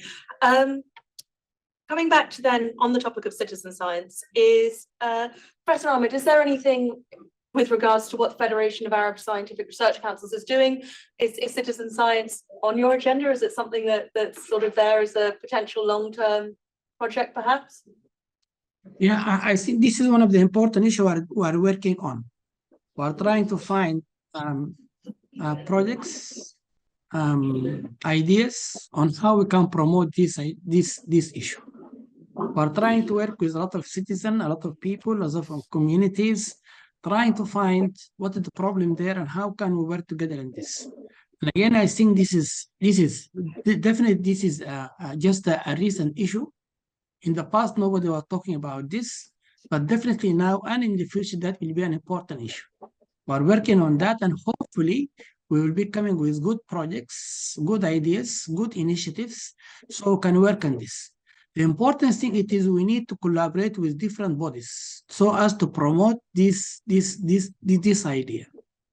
And again, not everybody is very much believing in this, but collaboration, eye-opening, and more advocacy about this issue, people will be more aware and they can work on this. And hopefully in the next meeting, we're going to present our experience with this. Thank you very much. Excellent, thank you. So I think that's a really interesting point that you said, getting people interested, and it's not just the universities, it's not just the policymakers, it's what you were talking about, Dr. Mohammed, it's the industry. You want to get commercial engagement, you want to get industry. Now we have a nice commercial figurehead here. So Cameron, from the commercial perspective and from that, supporting the academic ecosystem, but not being in the academic ecosystem, what would incentivize, companies like yours to be involved, to support citizen science, to get more engaged in that sort of approach? Yeah, I think it's important for companies and industries to think about the impact and their true mission. So it's one thing to say we're mission driven, and it's another thing to be truly mission driven in a real sense, that basically everything that you do is with a goal of having an impact or making a change or transferring knowledge or basically contributing towards the community knowledge within a society. So we talked about citizen science, we talked about lifelong learning. What are the different ways that basically as companies or entities we can support that drive? Now, one of the areas is in order to build a closer relationship between the industry and academia. And from the discussions and various panels that I've been in, that's been a real challenge in the region across most of the countries. And I think it's a two-way. The industry needs to see the benefit that comes out of academia. The financial benefits is clear, but building that closer relationship, successful outcomes from this relationship becomes very important. I think when it comes to now, the rise of AI and its contribution towards the advancement of science, there's never been a time where that sort of industry and academia relationship needs to be is more and more important. We talked about citizen science and the impact of policies that are not driven by the evidence. Talk about the role that AI can have in horizon scanning or evidence synthesis in order to make better policies to put impact. And this is not just a challenge in our region, it's a global challenge, and that's something the governments around the world are really looking into. And they're looking into how to harness the power of AI to support with evidence-based policy and decision making. So there's various elements to it, but I think for industries, first of all, to become really truly mission driven, really think about the impact of the society, and for the academia to lay out a clearer pathway of the benefits of the industry collaboration, for them to get closer, either by solving challenges that industry might have, where academia can contribute, research commercialization. That's an area, a hot topic, where you can also try and solve some of the funding issue. There's a lot of work by many governments, many universities to focus and to strengthen research commercialization. We're really focusing on supporting ecosystems by providing training on research commercialization. another element in order to solve that funding issue was how to apply for grants. Dr. Ahmed also mentioned about building that capacity. There's a lot of funding available around the world, but is everyone trained in order to be able to apply for those funding opportunities, how to fund the opportunities, find those funding opportunities? So it's, again, it comes back to from funding to capacity, but definitely by showing those clearer benefits, strengthening the relationship between industry and academia can benefit everyone. Thank you. I believe Yeah. Dr. Hammond is desperate to answer this question as a follow-up. Just funding became a slogan today with capacity. You know, when we're talking about citizen science, this is one of the importance of open science to get the involvement of the public with a research project. I can just give you an example with what has been said by Benjamin Franklin, where he says, if you tell me, I forget. If you teach me, I remember. But if you involve me, I learn. So we are talking about learning process. I do believe that what lifelong learning, what Cameron mentioned about it, this is what we need to implement. Even the research, all the topics that we are going to deal with in research is what should focus on. In our ministry, 6 months ago, the minister started an excellent initiation to start the vocational programs in our region. He has started and opening a number of institutions and just focusing on vocational programs, because this is what we need in the real situation to have skillful graduates to go to the market. Because it's right that we are talking about research and how we can deal with the research. But remember that the graduates that we have within the universities are going to be jobless. We need, when we are going to do the studies and research, we need to think about how to find a solution to this gap that we have with the community. It's a big disaster that we have thousands of graduates are going to be left without having the job. Job opportunities right now is a big issue in the market. Now we're talking about industry making the link with the universities at the same time, but we need to think about how to produce very skillful and well-qualified graduates to go to the labor market. Responding to the labor market need is not something easy that we can do it easily without reducing research. At the same time, when we are talking about the research, I do believe that journals have to be taken into consideration. Local journals that unfortunately Something that I'm very improving the quality and the visibility of the local Arab journals by investing in editorial and peer review processes. Very important. I think that based on what we have discussed yesterday evening, Emily, we said that just in Arab region, we have over 3,000 local journals. 6,000, which is a big number. But indexing local journals in global database like Scopus or Science, this will improve their international visibility and credibility.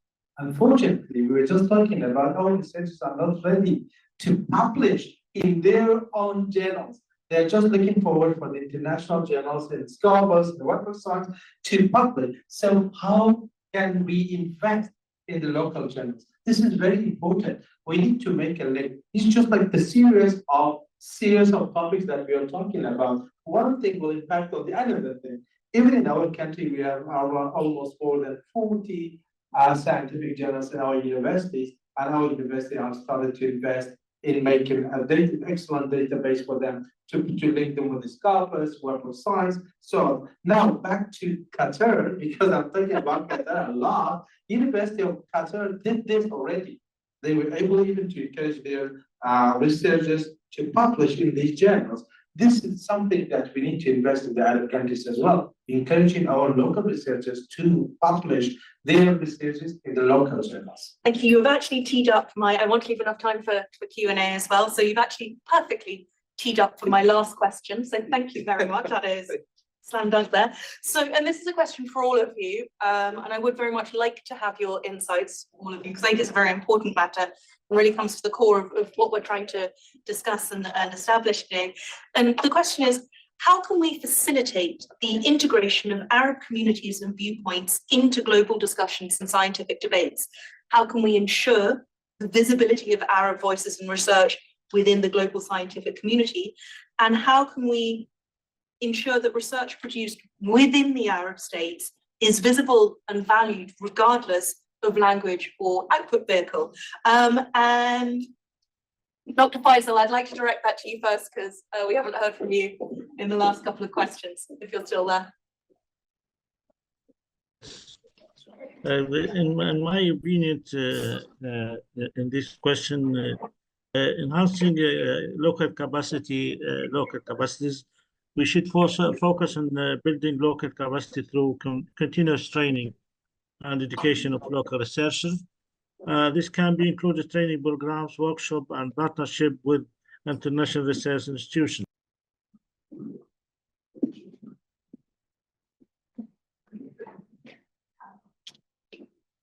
Dr. Faisal, we've lost your audio there. No, can't hear you. Ingrid, can people hear him? Yes, we're back now. Bye. Okay. In my opinion, that enhancing local capacity, we should focus on building local capacities through continuous training and education for local researchers. Also, we have to develop research infrastructure, investment in research infrastructure, publishing research in Arabic and in English language to ensure global accessible research should be published in both Arabic and English. This will be help increase the global possibilities in Arab research. Startable funding, for funding models, this support local research should be developed. These are the 4 points I have to answer for the answer for this question. Thank you very much. And Professor Ahmed, what's your view? I think this is an important question. How can we make ourselves visible to the international communities?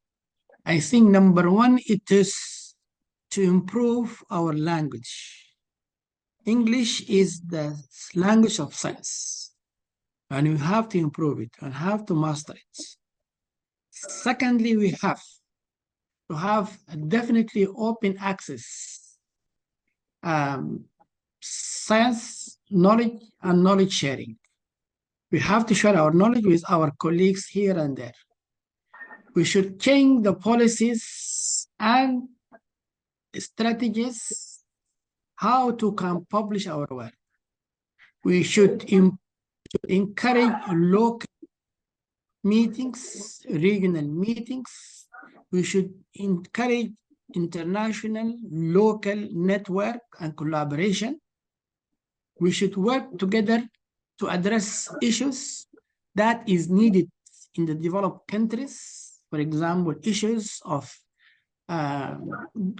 gender, ethnicity, minorities, and we should do that during our work on research. We should look into the culture and language barrier between the Arab countries and how can we improve this, and how can we improve this and commit to the north as well as this. We should have definitely more funding for research. And very important, we should work together, and we should make ourselves visible in the social media. We have now a lot of social media and tools we can leverage this so as to improve our image and visibility in the international scientific communities. Thank you very much. Thank you. And Dr. Lamis? Well, if you ask me, I'm an open science advocate. So of course, my answer is open science. I think open science is the gateway to the international community. If we're not open, if we don't share our results, our data with the international community, it won't be visible. But one thing that we are trying to do at AREN, I think all of the open science initiatives should be doing in the Arab region, is carefully knowing what works for us, because I don't think everything in open science works for us, for our specific communities. So one of the things that I'm trying to push for, and we're trying to push for at AREN, is knowing what works and what doesn't work. regarding the open science practices. Thank you. Thank you. I agree hugely. It's definitely not a one size fits all, and localization is so important for everything within the scientific community on every level. Who has the remote? Calling it a remote control. I really apologize. Microphone. Blame the jet lag. Dr. Mohammed. Yeah, I think that having an open access platform is very important. I do believe that this is something can be sorted out if we are talking about the mentality in the Arab region. This can be sorted out by the political leadership. That the political leadership, they should make their decisions to allocate funding and budget for R&D, because through this also we can implement and we can achieve a lot of progress and development within the region. Number one. Number two, we need to have a consortium on the universities. The networking still is not up to our expectation on the Arab countries in general. There are very good academic researchers in the Arab universities. They're actually publishing in very well high qualified journals around the world. But how can we invest in them? There are many in that in Europe, for example, in UK, in the States, there are a lot of Arab researchers living there, and they are just doing the research and publishing in the international high quality journals.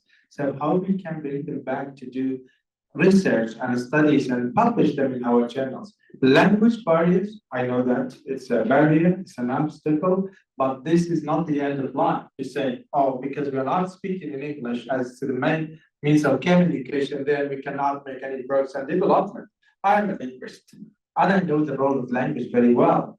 I know language determines, can talk, but as I said that, we need to do the capacity building to teach them how to do research. Because R&D actually is the infrastructure for the development and prosperity that we need to find in any country. The more we invest in research, the more we get for the people and citizens. Thank you. And Dr. Hisham, how can we ensure the integration of Arab voices on the global academic stage? That's an important question, and I think it's to do more with content rather than the vehicle of language. English is lingua franca and will continue to be so for some time to come. And this is not an Arabic specific problem. Chinese, Japanese, Europeans, also from the same. And I think it's more important at this stage is to actually put the Arabic concerns and issues and priorities on the international arena. In that regard, there are platforms, international platforms like the Belmont Forum, like the GRC, the Global Research Council, and we are at the council, QRGI, members of both, and many more. And through those, we try to put our voices and our issues, our concerns and priorities to the fore. One of the things that I told the GRC the last time I was there is that whereas values are such as equity and integrity and diversity and ethics and so forth, these are globally accepted and understood. Their interpretation and their implementation is very contextual. And it depends strongly on the local context. So therefore, there should not be an element of globalization of the interpretation and implementation of values and ethics and priorities and concerns. And this is one way of putting the Arabic and the regional point of view forward. I think that's more important in terms of the content of what we present, rather than the language that we presented it. Until and unless we have journals, local journals and local platforms that are so contentful that people are forced to translate, we'll still have to deliver our content in a vehicle that's understood to the rest of the world. But we should still strive towards also putting a cultural language on the international arena. Thank you. I think that's Cameron, do you have anything to add? Or? No, just I was thinking like think global, act local. That was something that just came to my mind with regards to what was just mentioned. But in order to give the platform, I think that prioritization of local journals, infrastructure for local journals, because it starts from the local languages, local journals. They can be included in the next through translation into more international databases or more international platforms to get that global visibility. That's the angle that I can add, and I think setting Diamond Open Access as a policy for the different societies, universities. Many of the big open access platforms, Hindawi started from the region. Q-Science, I remember, was the first series of open access journals that started from this part of the world. And since then, there's been a lot of movement, but still, the potential is there. Not just the Arab world, developing regions, their research and their voices need to be heard globally. Thank you. I was gaping and I think we're going to have a good half hour of Q&A, but we're almost out of time. So Ingrid, are there any online questions? None that have come in, but I have. Ingrid has a question. Bellow it loudly so we can hear you, and then I'm very sorry. Yeah. So my name is Ingrid, and even though I'm from Belgium, I in the microphone because otherwise online people can't hear. So my name is Ingrid, and I was born and raised in Belgium, but I've been living in GCC since 1997. And I've been working in research administration since 2007. So a lot of what you said was highly relevant to what I experienced in my job. And so the 2 points that I think are highly relevant for me personally when it comes to family, we touched upon the global north. Now, if we look at it, Europe is a multitude of countries, but has a European Research Council.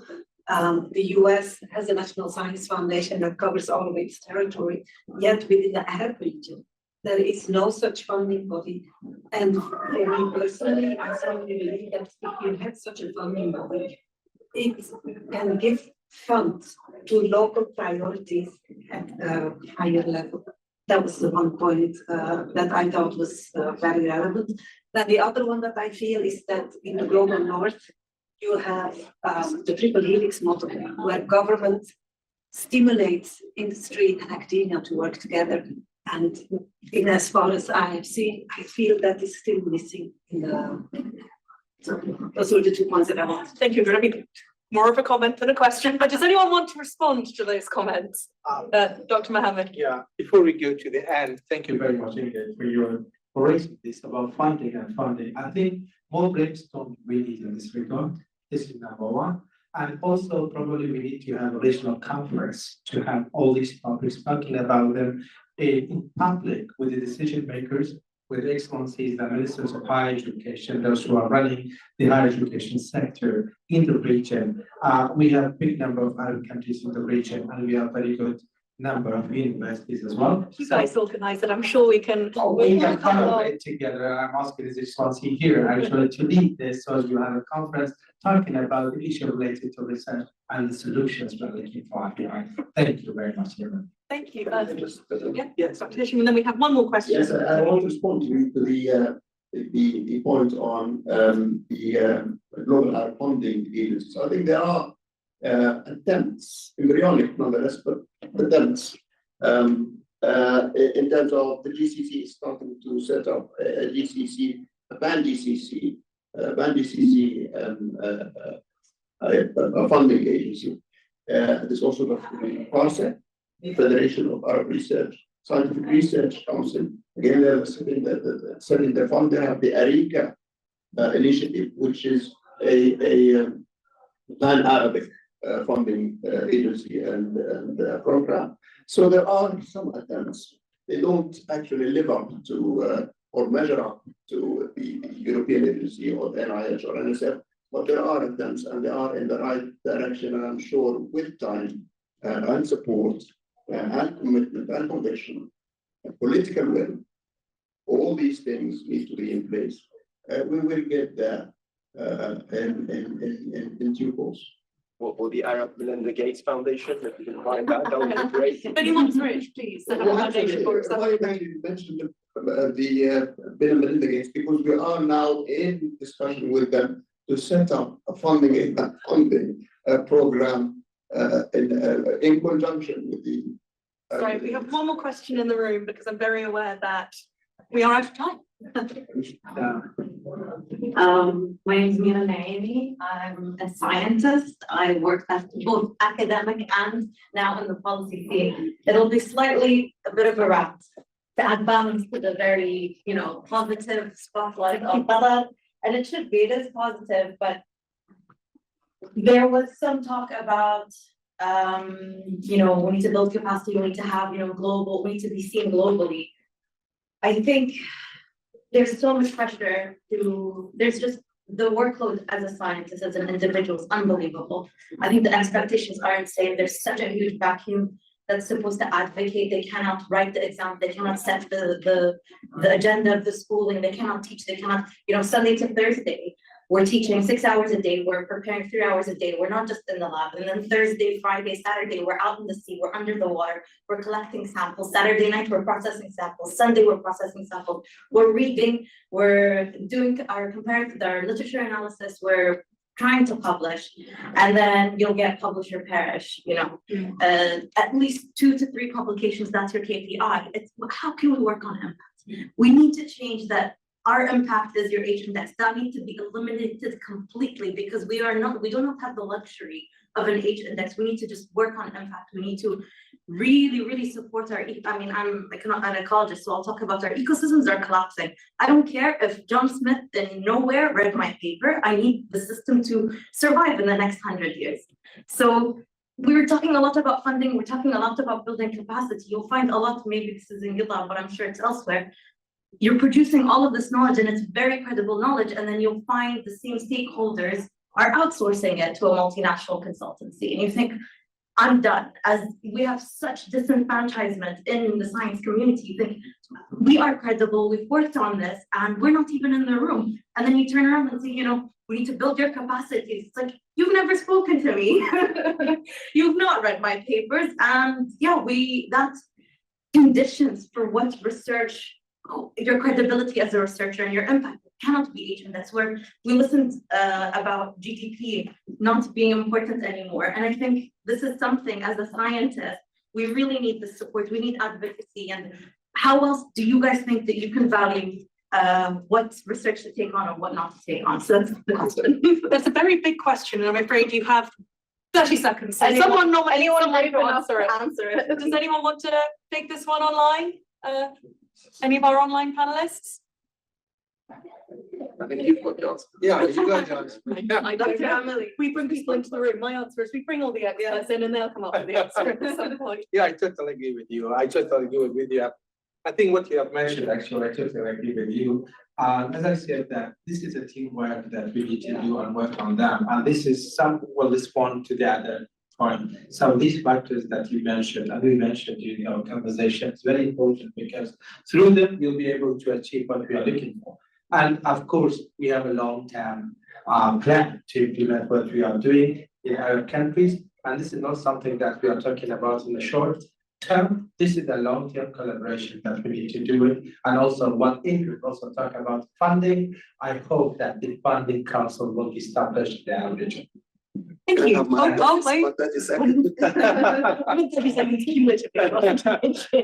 agree with you. I appreciate this because this is something, these are issues that we face day in, day out. And we talked about this last day before dinner. The problem with research in our local communities is that a lot of industry, entities, public entities and so forth, lack a belief in the centrality and importance of research. And the other side of it is that even when they do have and recognize and realize that they have a problem that needs research to be solved, they'd rather commission it outside. So there's a lack of belief in the local talent. So that was one, but this is something that we hope to be working on. So that's research councils advocate for us, The other part is about the what someone called the tyranny of the metrics, the bibliometrics, and but again, the international trend is to move away from that through various other mechanisms of evaluating CVs and research and so forth. Actually, someone from Holland or Belgium, I think Scotland, not Scotland, the minister from all this, the measure, but people are moving away from this, and hopefully this will go somewhere to addressing your role. Well, on that note, I think that's probably a fairly nice place to stop. Moderately positive, but a cautionary tale looming. So I just want to wrap up here and thank all of our panelists for what I think we can all agree has been a really, really wonderful session. And on behalf of all, we are genuinely both, all of you online, not that you can really see me looking at you, and all of you here in the room, thank you. We're really thankful you were able to join us, to share your insights and to have this discussion. It's been an honour and an absolute pleasure, both here in New York and online. But before everyone goes, it's very important, I know it's slightly cheeky to use one event to promote another event, but particularly for those of you online, I just want to let you know about our upcoming annual forum. This is our flagship conference. It takes place once a year in a different Arab state each year. This year, the event with the highly appropriate themed day of transforming knowledge into action is being held in Qatar, which is clearly the most popular country in the world right now in academia, in partnership with the Qatar National Library from the 21st to the 24th of October. And we're going to have, we've got over 68 fantastic speakers already, 23 academic sessions, 12 networking sessions, and we invite librarians, researchers and policymakers to join us and who work together towards a more open Arab region and a more knowledgeable world. So once again, thank you so much to everyone who joined us, and thank you to our wonderful panelists and keynotes, and I hope you've all had a great time, because I have. So Thank you.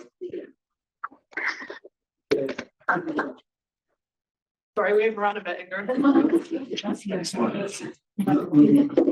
thank you very much. Thank you. Thank you. Thank you, everyone.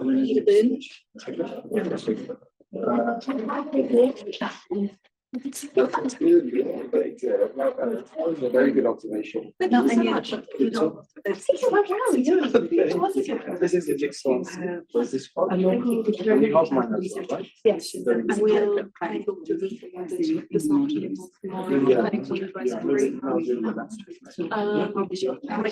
afternoon. I need to find out what's happening with the lunch. We need to find out because I'm not sure. And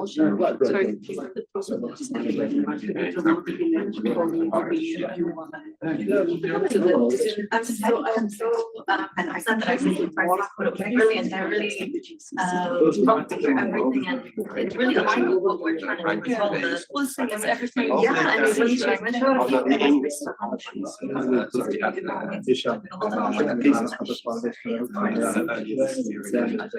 It's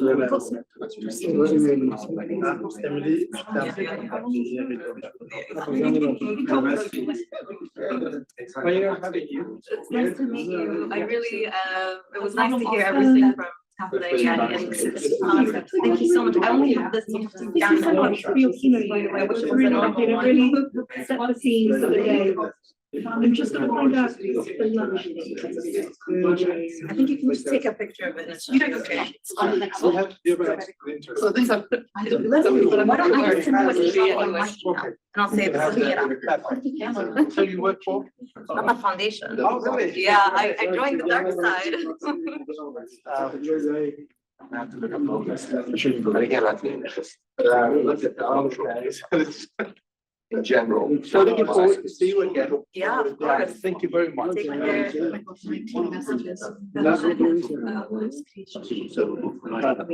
For example, other conferences,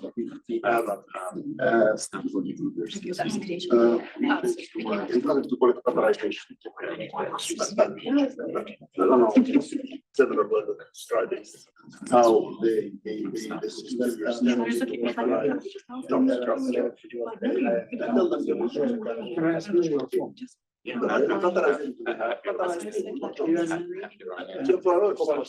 and that also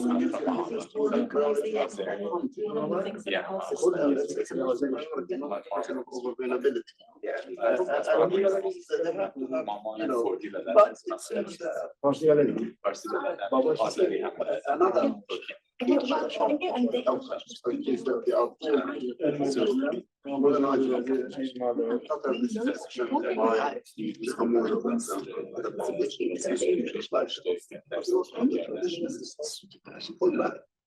I don't want to see. Don't want to see.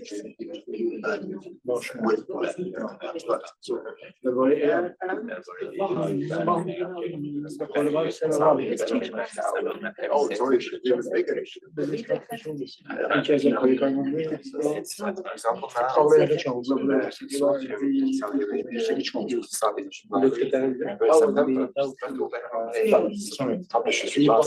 Yes, large publishers probably removed. So, lacking access to availability of funding. I don't want to take away because I think the lunch thing is.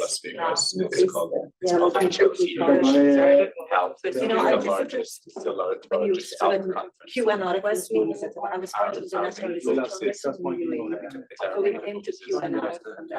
What was that? That was 2000. Next month or this one? Next month.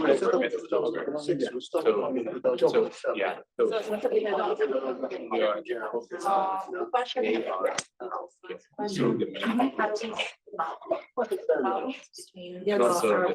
Accessibility and also I came up with an idea to establish COVID vaccine children. It's not and it's 7% of the adults, which in the my background, and when I came with the idea to the American, not American, to the local New York government, I didn't go far into the federal government. And then bring it to the US, and that's what they're going to do. Sorry, I left my business, so I started Egypt. Very much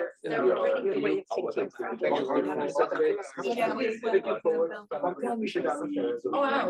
On our side,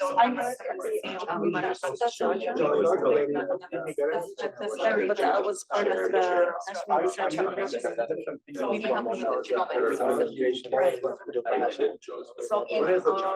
So I started working with the National Research Foundation, and that's set up in the and then I also research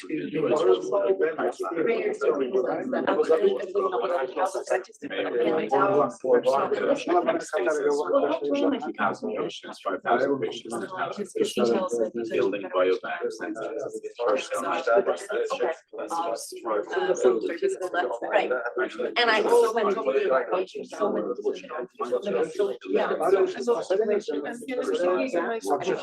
I have a and I get you like and that's not a problem. So we're like, I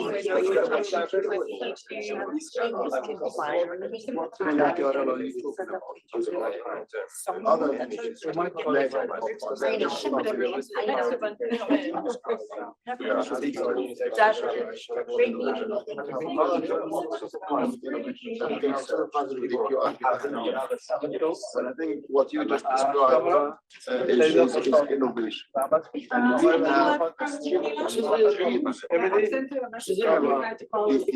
Thank you very much. Thank you so much for joining us. It's been See you soon.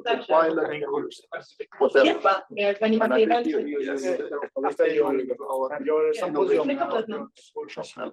Yeah, we're going to leave you with us.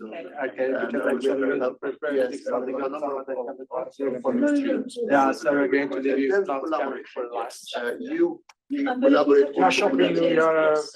I need to do that for my son. He's messaging me going, "What present are you bringing me?" And that's where we are.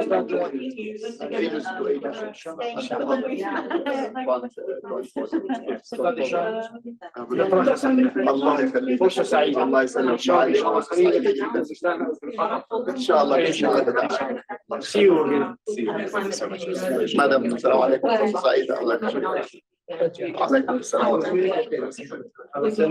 So. Let's go. Just very quick question. What has been the best success case that you have seen in the past? You're not able to move fast. I'm waiting for you.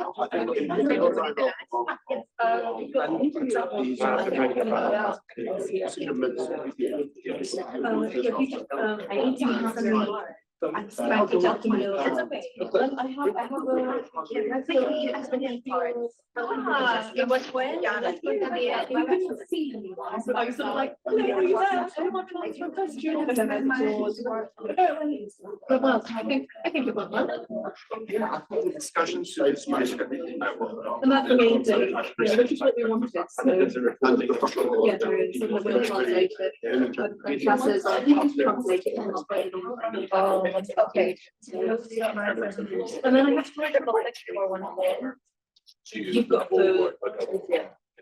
Save, no, don't give me a missile. I know, I would save it because I have my American number Yeah, here. but we have to write it. Yeah, let me just put it in. Mina.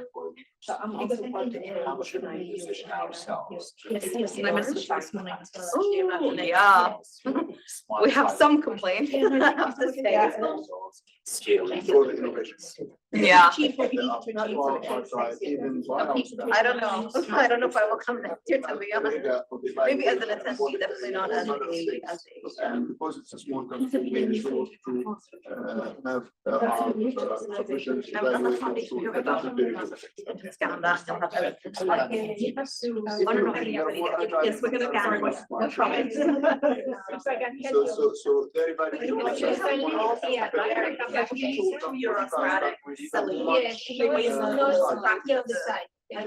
Yeah. So whenever they're like, oh, get that, I'm like, by the way, like, it's not anything.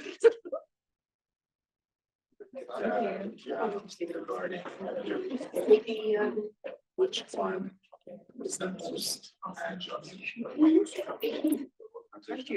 That way. But the biobank, Well, wait a minute, we should, they're now yeah. combined into one.